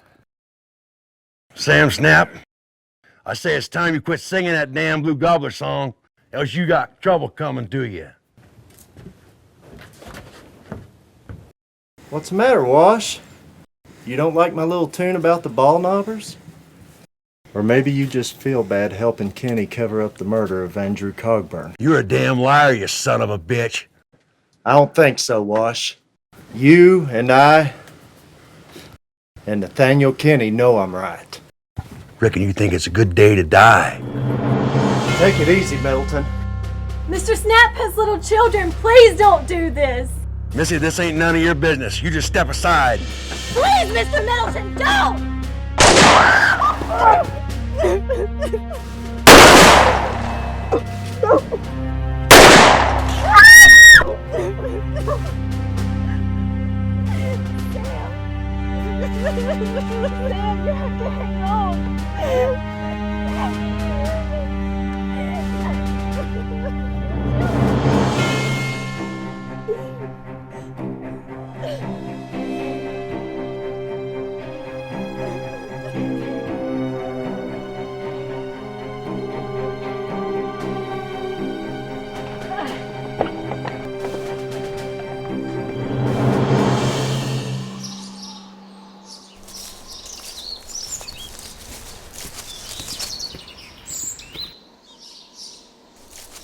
What'd you get yourself into this time?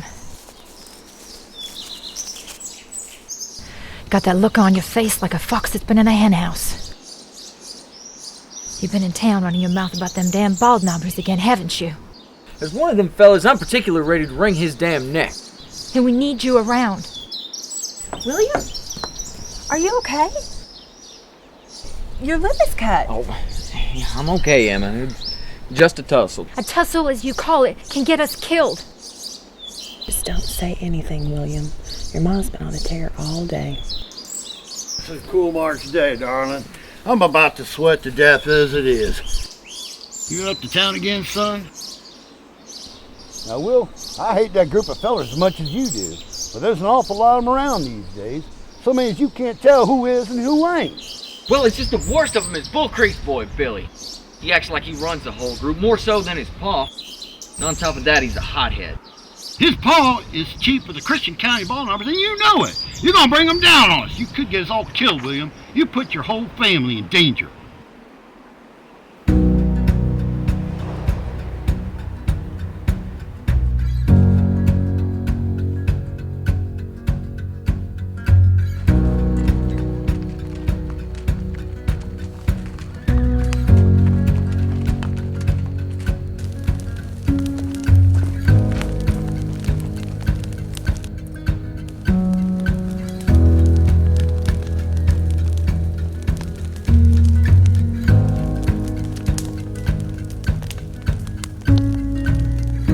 Since it's a bit cold tonight, I won't keep you all very long. I guess y'all already know about Kenny disbanding the Taney County Baldknobbers. They can crawl back under their covers if they want to. But we still got work to do here in Christian County. Am I right, boys? That's right. There was a time I'd agreed with you men. I'm not so sure anymore. We've done a good job cleaning up this county. You see, the state's done sent a militia man down to see Kenny. They were going to bring soldiers in if they didn't disband. You know what? Let them bring their damn soldiers, Pa. Now, I'm for all doing what's right, but when it comes to staring down the barrel of a gun, just for doing what's right in my county, there's just too much at stake. Look, we're doing good here in Christian County. And we have right on our side. That's right. We've done all we can do. If we continue, we're going to regret it. We were bringing good to Christian County. And now what are we supposed to do? Just turn tail and run? No, I don't hide and I don't run anymore, Pa. We ain't gonna stand by and just let it fall back to the pigs, are we? I ain't ready to go to jail. And if the Taney County Baldknobbers have disbanded with the numbers that they had, what chance do we stand? I agree with you, Joe. And Bull Creek Walker is right. Now, we have done what was necessary, and I believe all with the Lord on our side. So, gentlemen, it's time to hang up our hats. It's getting colder. Let's go home. We'll not beat the Christian County Baldknobbers again.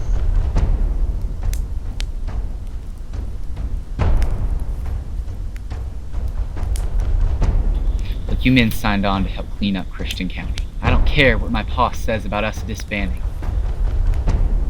We ain't done. No.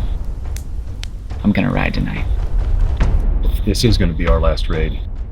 We better make our mark. Alright, when the time is right, I'll give you a signal. Pass it along to those in the group that you trust.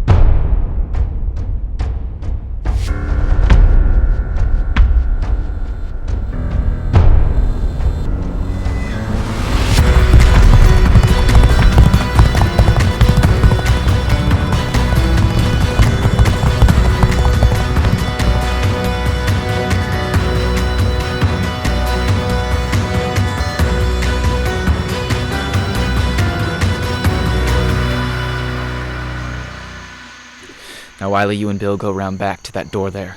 When I give the signal, kick it down and make your move. Me and the boys will come through the front. Oh, Wiley, leave William Edens for me.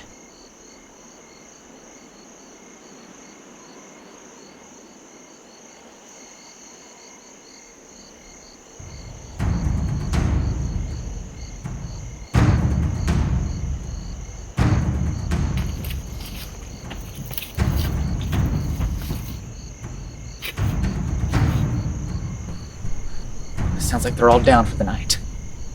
Now this could be our last raid, boys. Let's make it count. Oh, Billy, this is a bad idea. For God's sake, they got women and children in there. They brought it on themselves, John. Enough talk, now let's do it.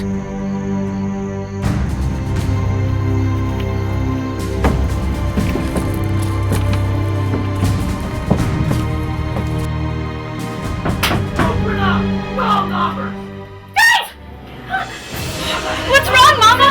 William, get out! Just stay put baby down.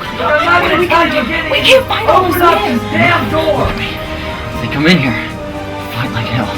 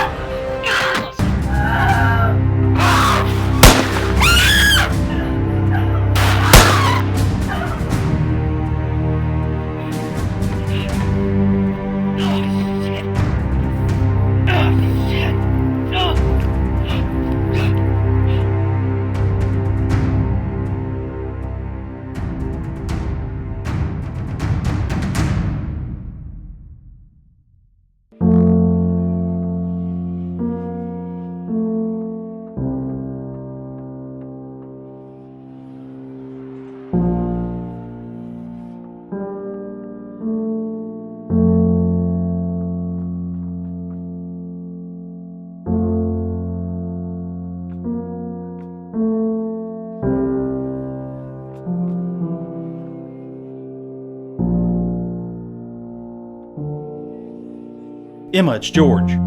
What happened? You wait here.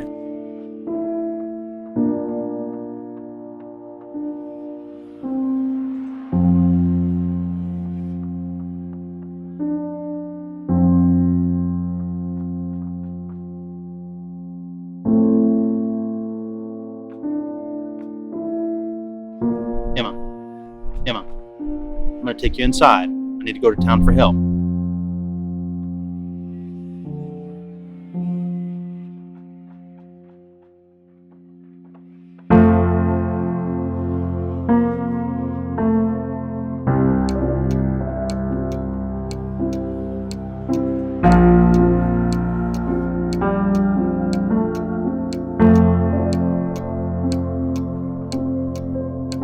They killed my boy.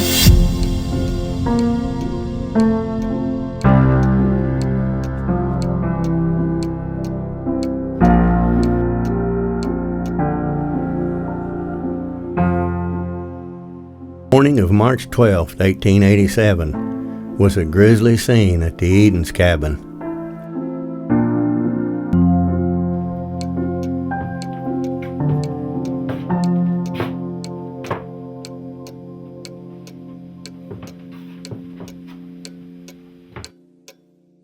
Miss Edens, my name is Sheriff Zach Johnson. I know who you are. They killed my boys. They killed them dead. Were you able to recognize any of them? Y'all held Devil's Mask on. I reckon I know some of them. I tore the mask off one of them. It's here on the bed. Don't even know what time it was. Never even heard him ride up.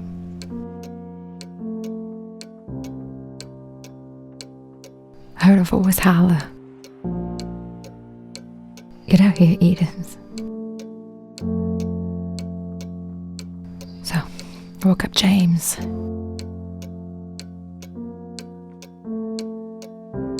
Got to the door.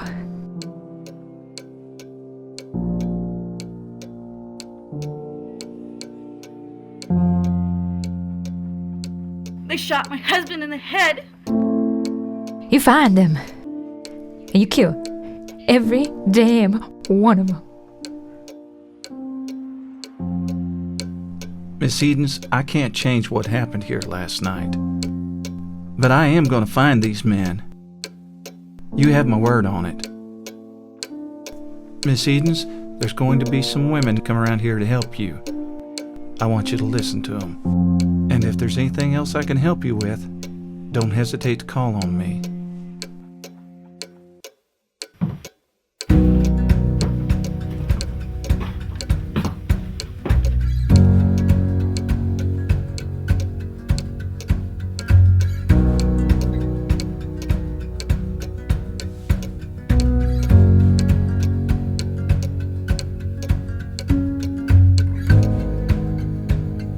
The sheriff quickly arrested 6 Baldknobbers, one of them being Joe Inman, who gave a full confession, naming everyone he knew who had been a part of that horrible evening. Sheriff Johnson used that information to capture almost all of the Baldknobbers who had taken part in the killings. Within a week, Sheriff Johnson had 25 Baldknobbers incarcerated, including the leader, Bull Creek Dave Walker.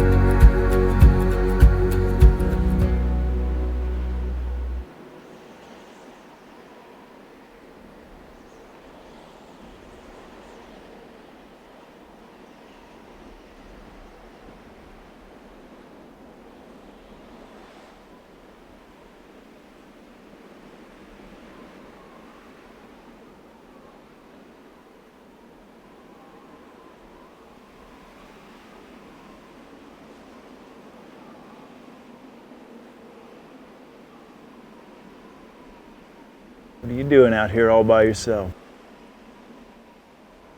Nothing much. Just getting some air. Thinking. Look at things, you're thinking pretty hard. I'm gonna leave you alone for a while? No, it's okay.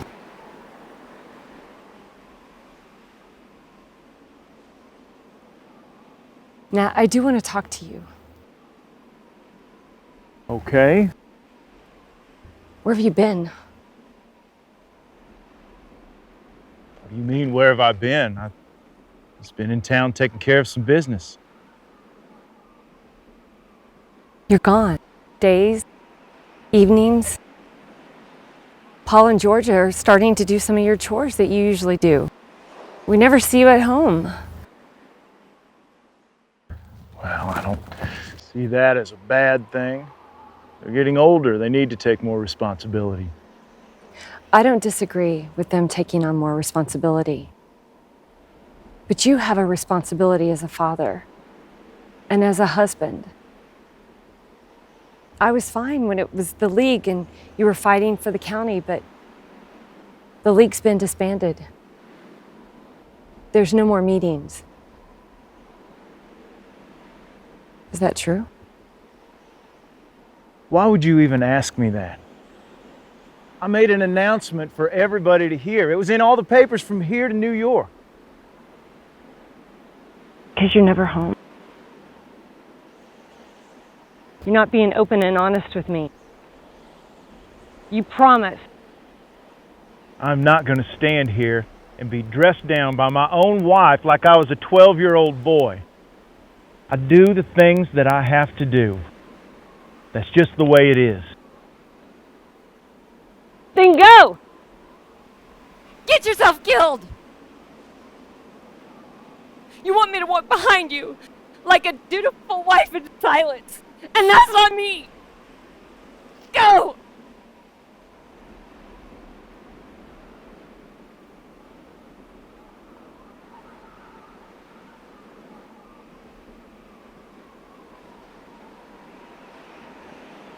I'm sorry, Maggie. I did disband the League.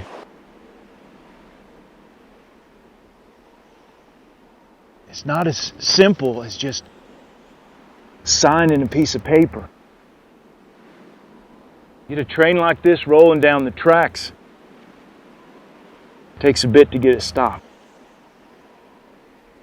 Now, I'm not going on raids anymore.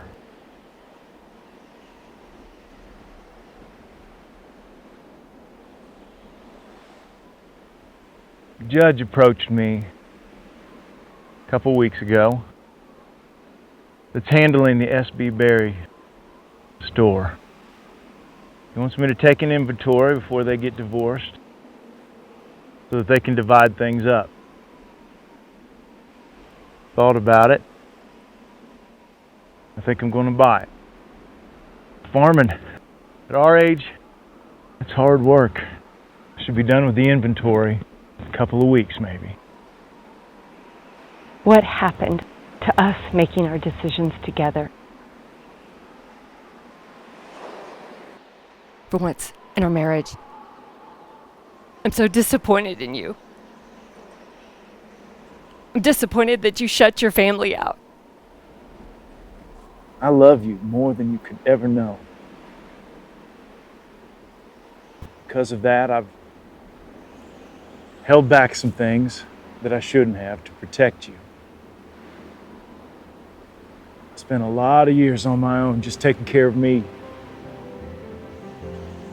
And to protect you and the children, I've built this wall around you.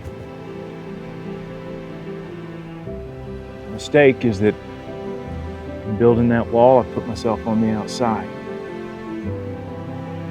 And that was wrong.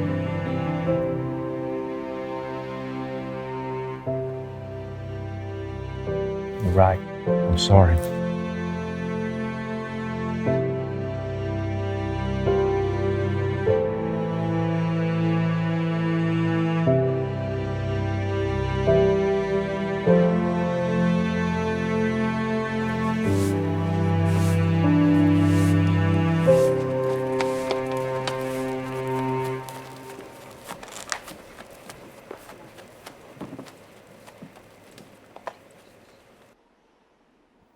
I notice you cradling that rifle just about as fondly as your last lady friend. And leave me alone. I'm busy and this does not concern you. You know, it absolutely does concern me. Half of everything in that store of yours belongs to me.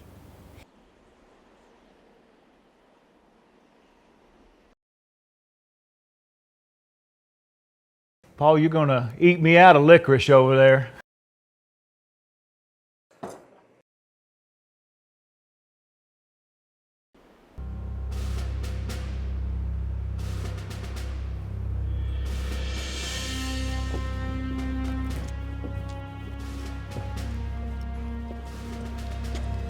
I don't know what you think you're doing, Baldknobber, but if I was you, I'd holster that gun and leave town for the day. Them boys are up to something. No, everything's fine here in our little town of Forsyth today. Oh yeah. So why don't you just go have a peaceful afternoon?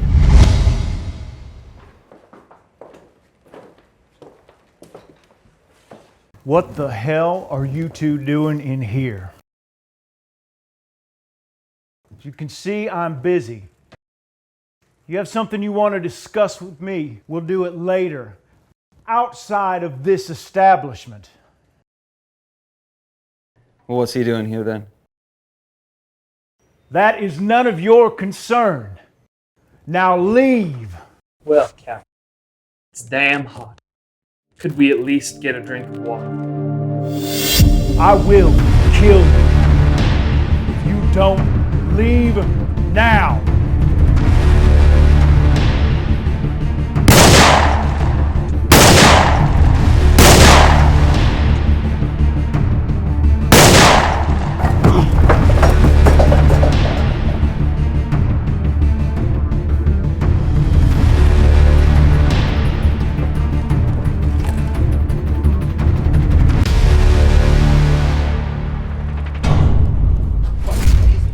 Where's shots coming from? Out of my way. I've just killed Nat Kenny in self-defense. I peacefully surrender myself to the authorities of this county.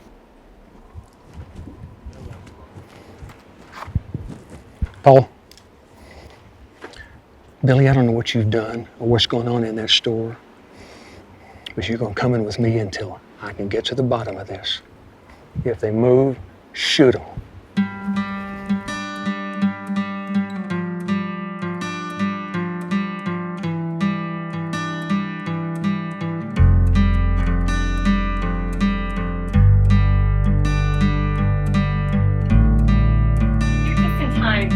children and I have just made the best oatmeal cookies you'll ever taste.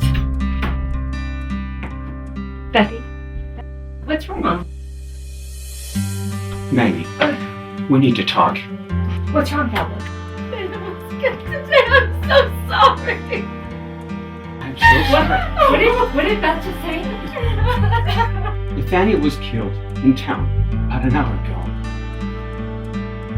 Yeah, well, no, he's at the Mercantile. He was just here this morning, and he can take care of himself, and he's... I'm sorry, he's gone. Maggie, he was at the store when he was killed. He's gone. I'm sorry.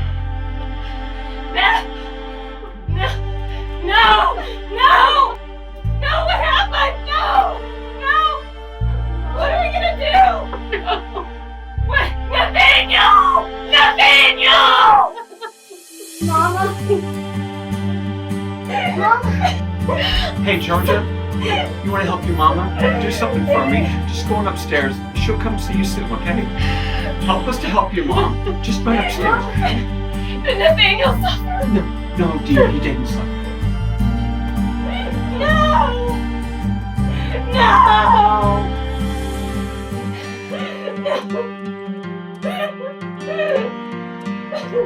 Dad, just stay with her.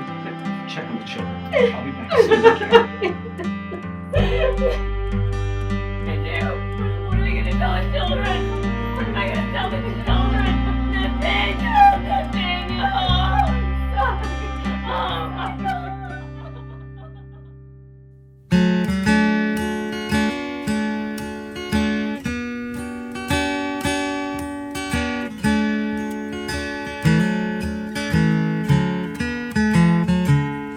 My lady sun is sinking fast.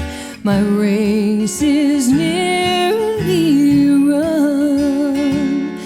My strongest trials now are past. My triumph is begun.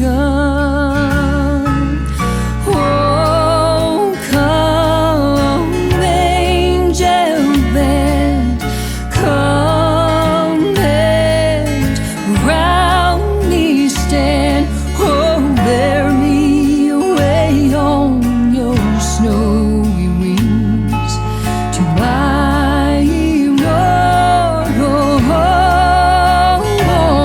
Oh, bear me away on your snowy wings to my immortal home. I'm almost gained my heavenly home. My spirit loudly sings the holy ones. Behold, they come. I hear the sound of wings. Oh, come, angel band, come and around me stand. Oh, bear me away on your snowy wings to my immortal home.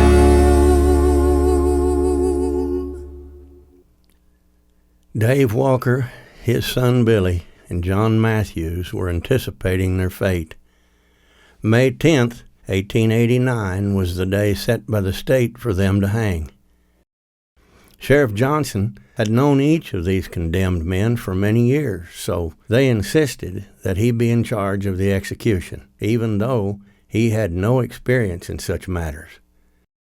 The three men were trying to desperately get right with God.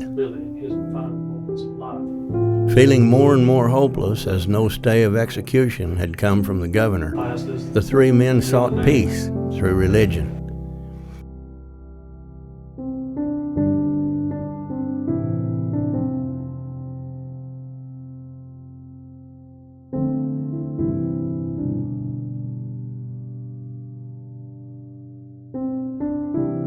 I've prayed for forgiveness. hoping that you could find a way that I could be baptized. Billy, I can't take you to the river. But I'll tell you what I can do. I can bring in a wash tub and we can fill it full of water. Appreciate it, Sheriff. I really do.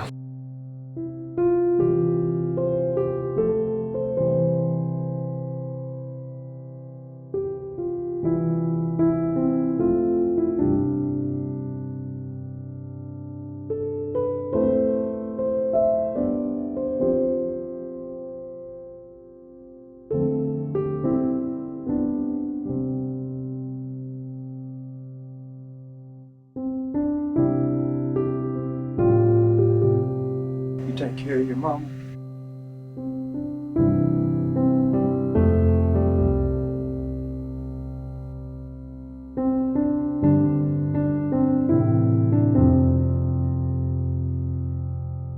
I love you. Oh, Billy. This can't be happening. You can't leave me.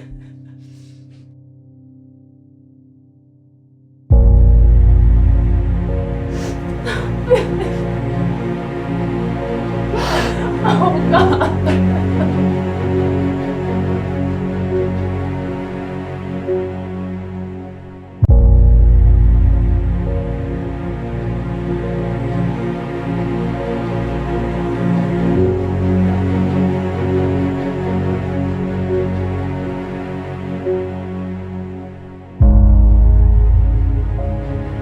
They're bringing them in! They're bringing them in!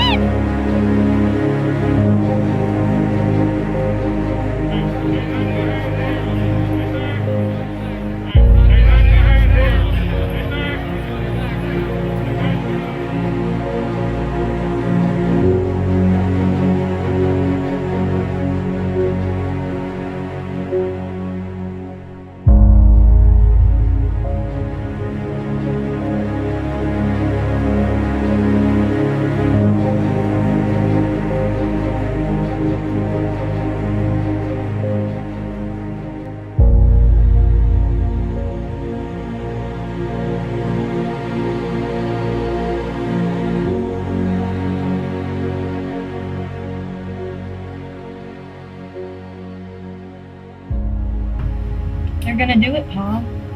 They've got black hoods on. Emma, come away from the things. You don't need to see this. Then why are we here? They killed my husband and your son. I will see them die. Heavenly Father, remember these men. Remember thy son's word. Forgive my enemies, for they know not what they do. We ask you to give knowledge and Christian faith to their friends. Bless and remember their families. Heavenly Father, our last request that you give these men courage to meet their fate. Amen.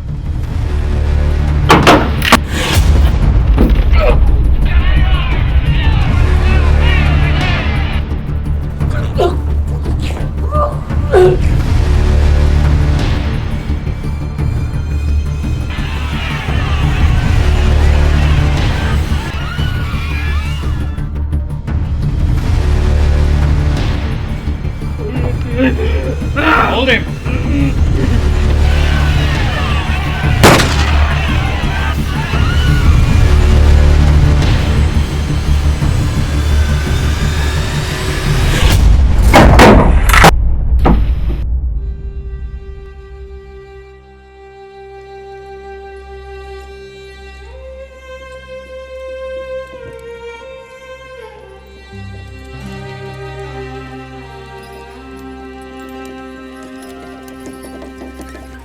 The Walker family didn't attend the hanging.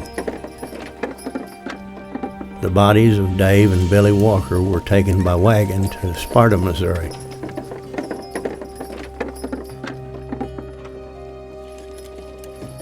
It was said that when they were getting ready for the burial and they removed the blankets from the bodies, Billy Walker appeared as if he was just peacefully sleeping. The same could not be said for his father, Dave Walker. The two men were buried together in a common grave.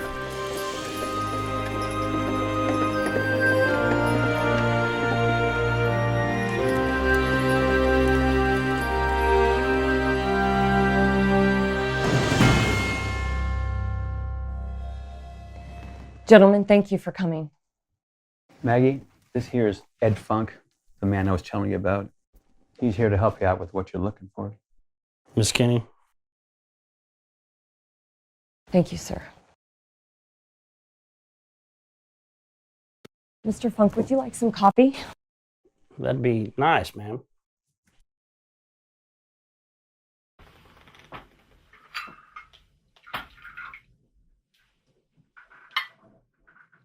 Thank you.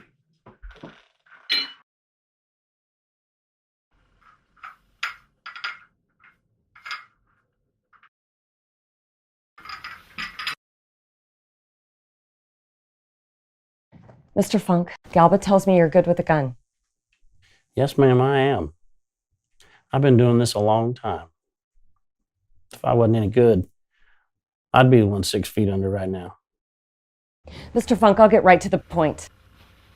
My husband was murdered, and I want the man who killed him dead.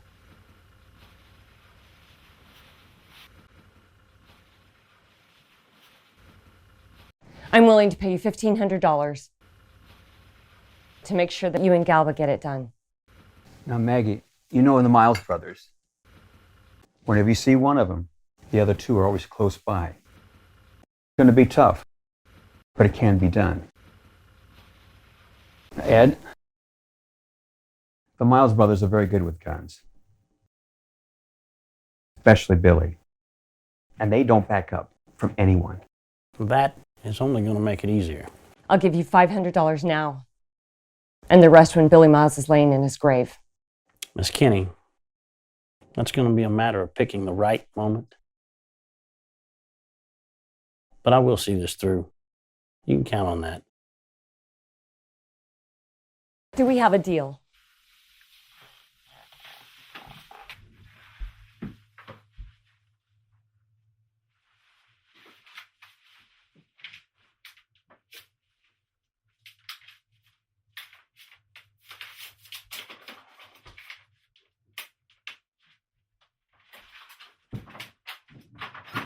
Galba, be careful. I will, Maggie. It'll be okay.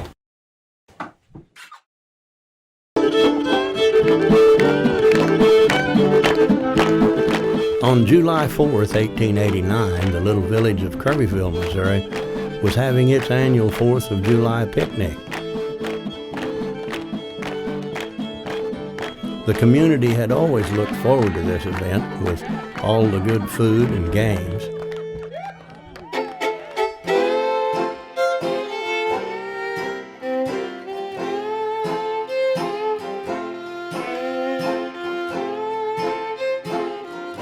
Galba Branson and Marshal Ed Funk were looking forward to this picnic for a different reason.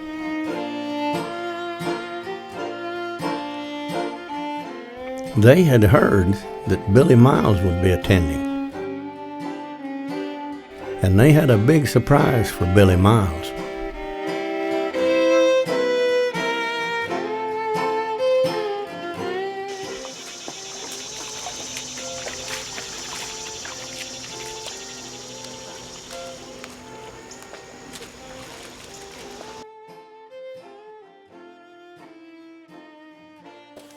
Jim, Manny.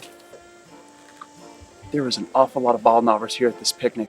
Who's that fella who's walking around with Sheriff Branson? How about that, Billy? He looks like trouble. I don't know yet.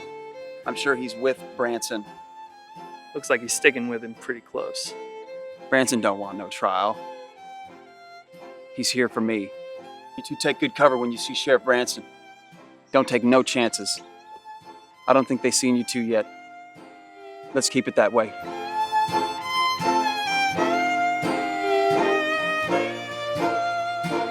Mrs. McClary, you mind if young John here held our horses while me and my brothers get a drink and rest the spell?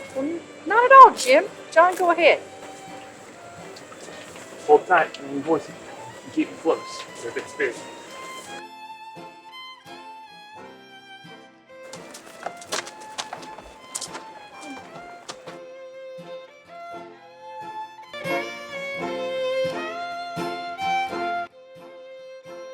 Oh, hi, Mr. Miles. Do you want some water? Oh, thank you, Rosetta. It's very nice of you.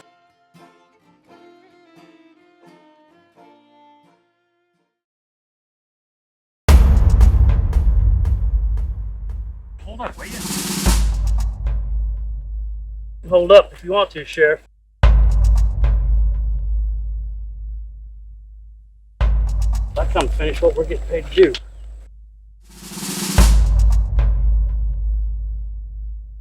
We stick together, remember?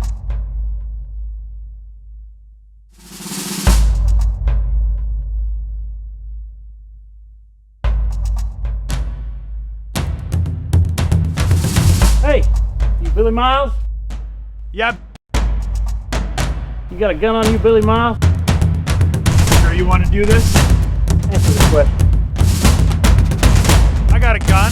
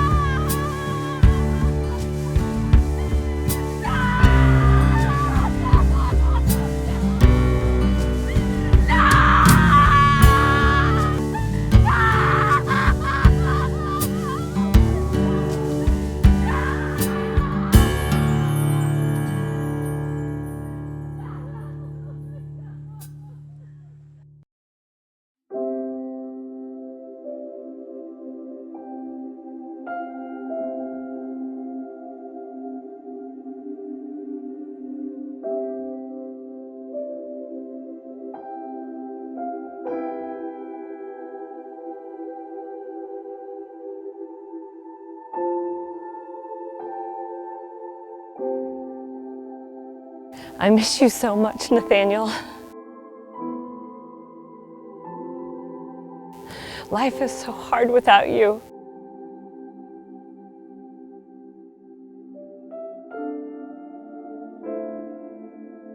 It's hard to even take a breath or another step.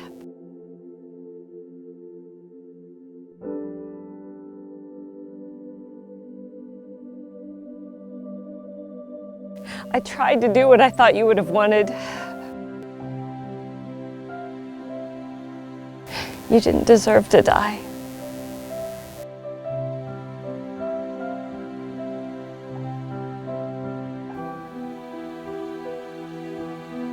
Nat made such a mess of things. It's all my fault. It's all my fault that 2 men are dead.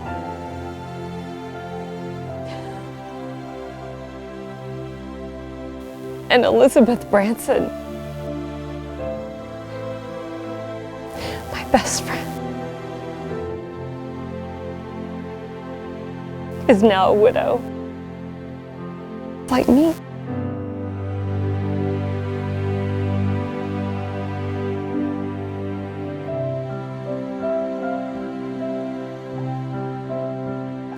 I know I have to be strong for the children.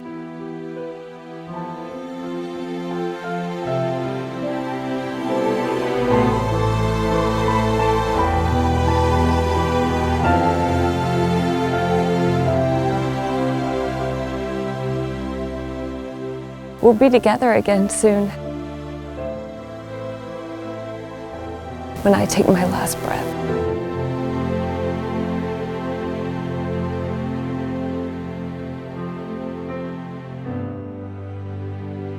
Rest, my love.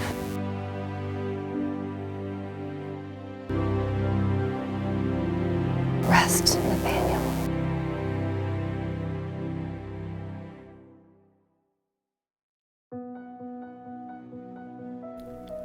It's been some time now since Nat Kenny was laid to rest, and there seems to finally be a sense of peace settling over southwest Missouri. Not since the Civil War has there been such trials and tribulations in this community. But the people of southwest Missouri are tough, rugged, God-fearing, resilient people. They always seem to be able to handle whatever befalls them. As for the night riders, to some people they were no better than outlaws that spread terror throughout this area, while to others they were the brave men who restored law and order to Taney County.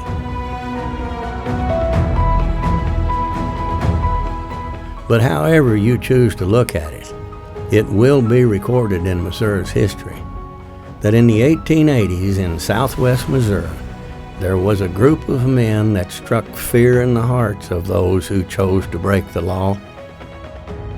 They were known as the Baldknobbers.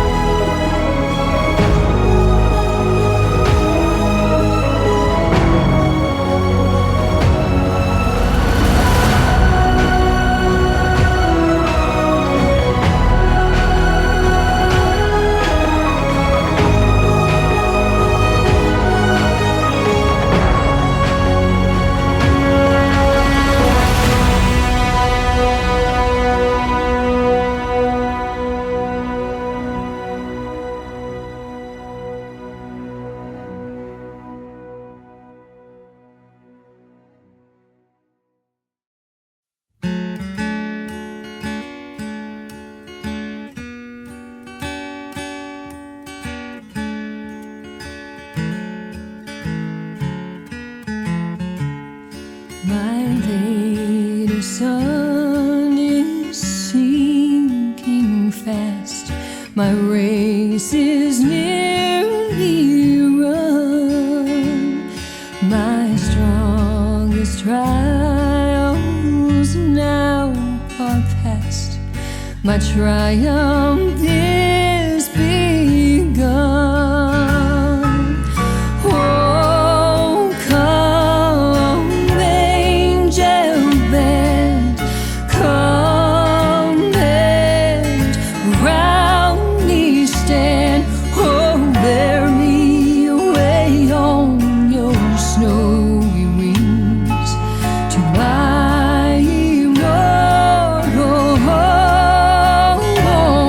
Oh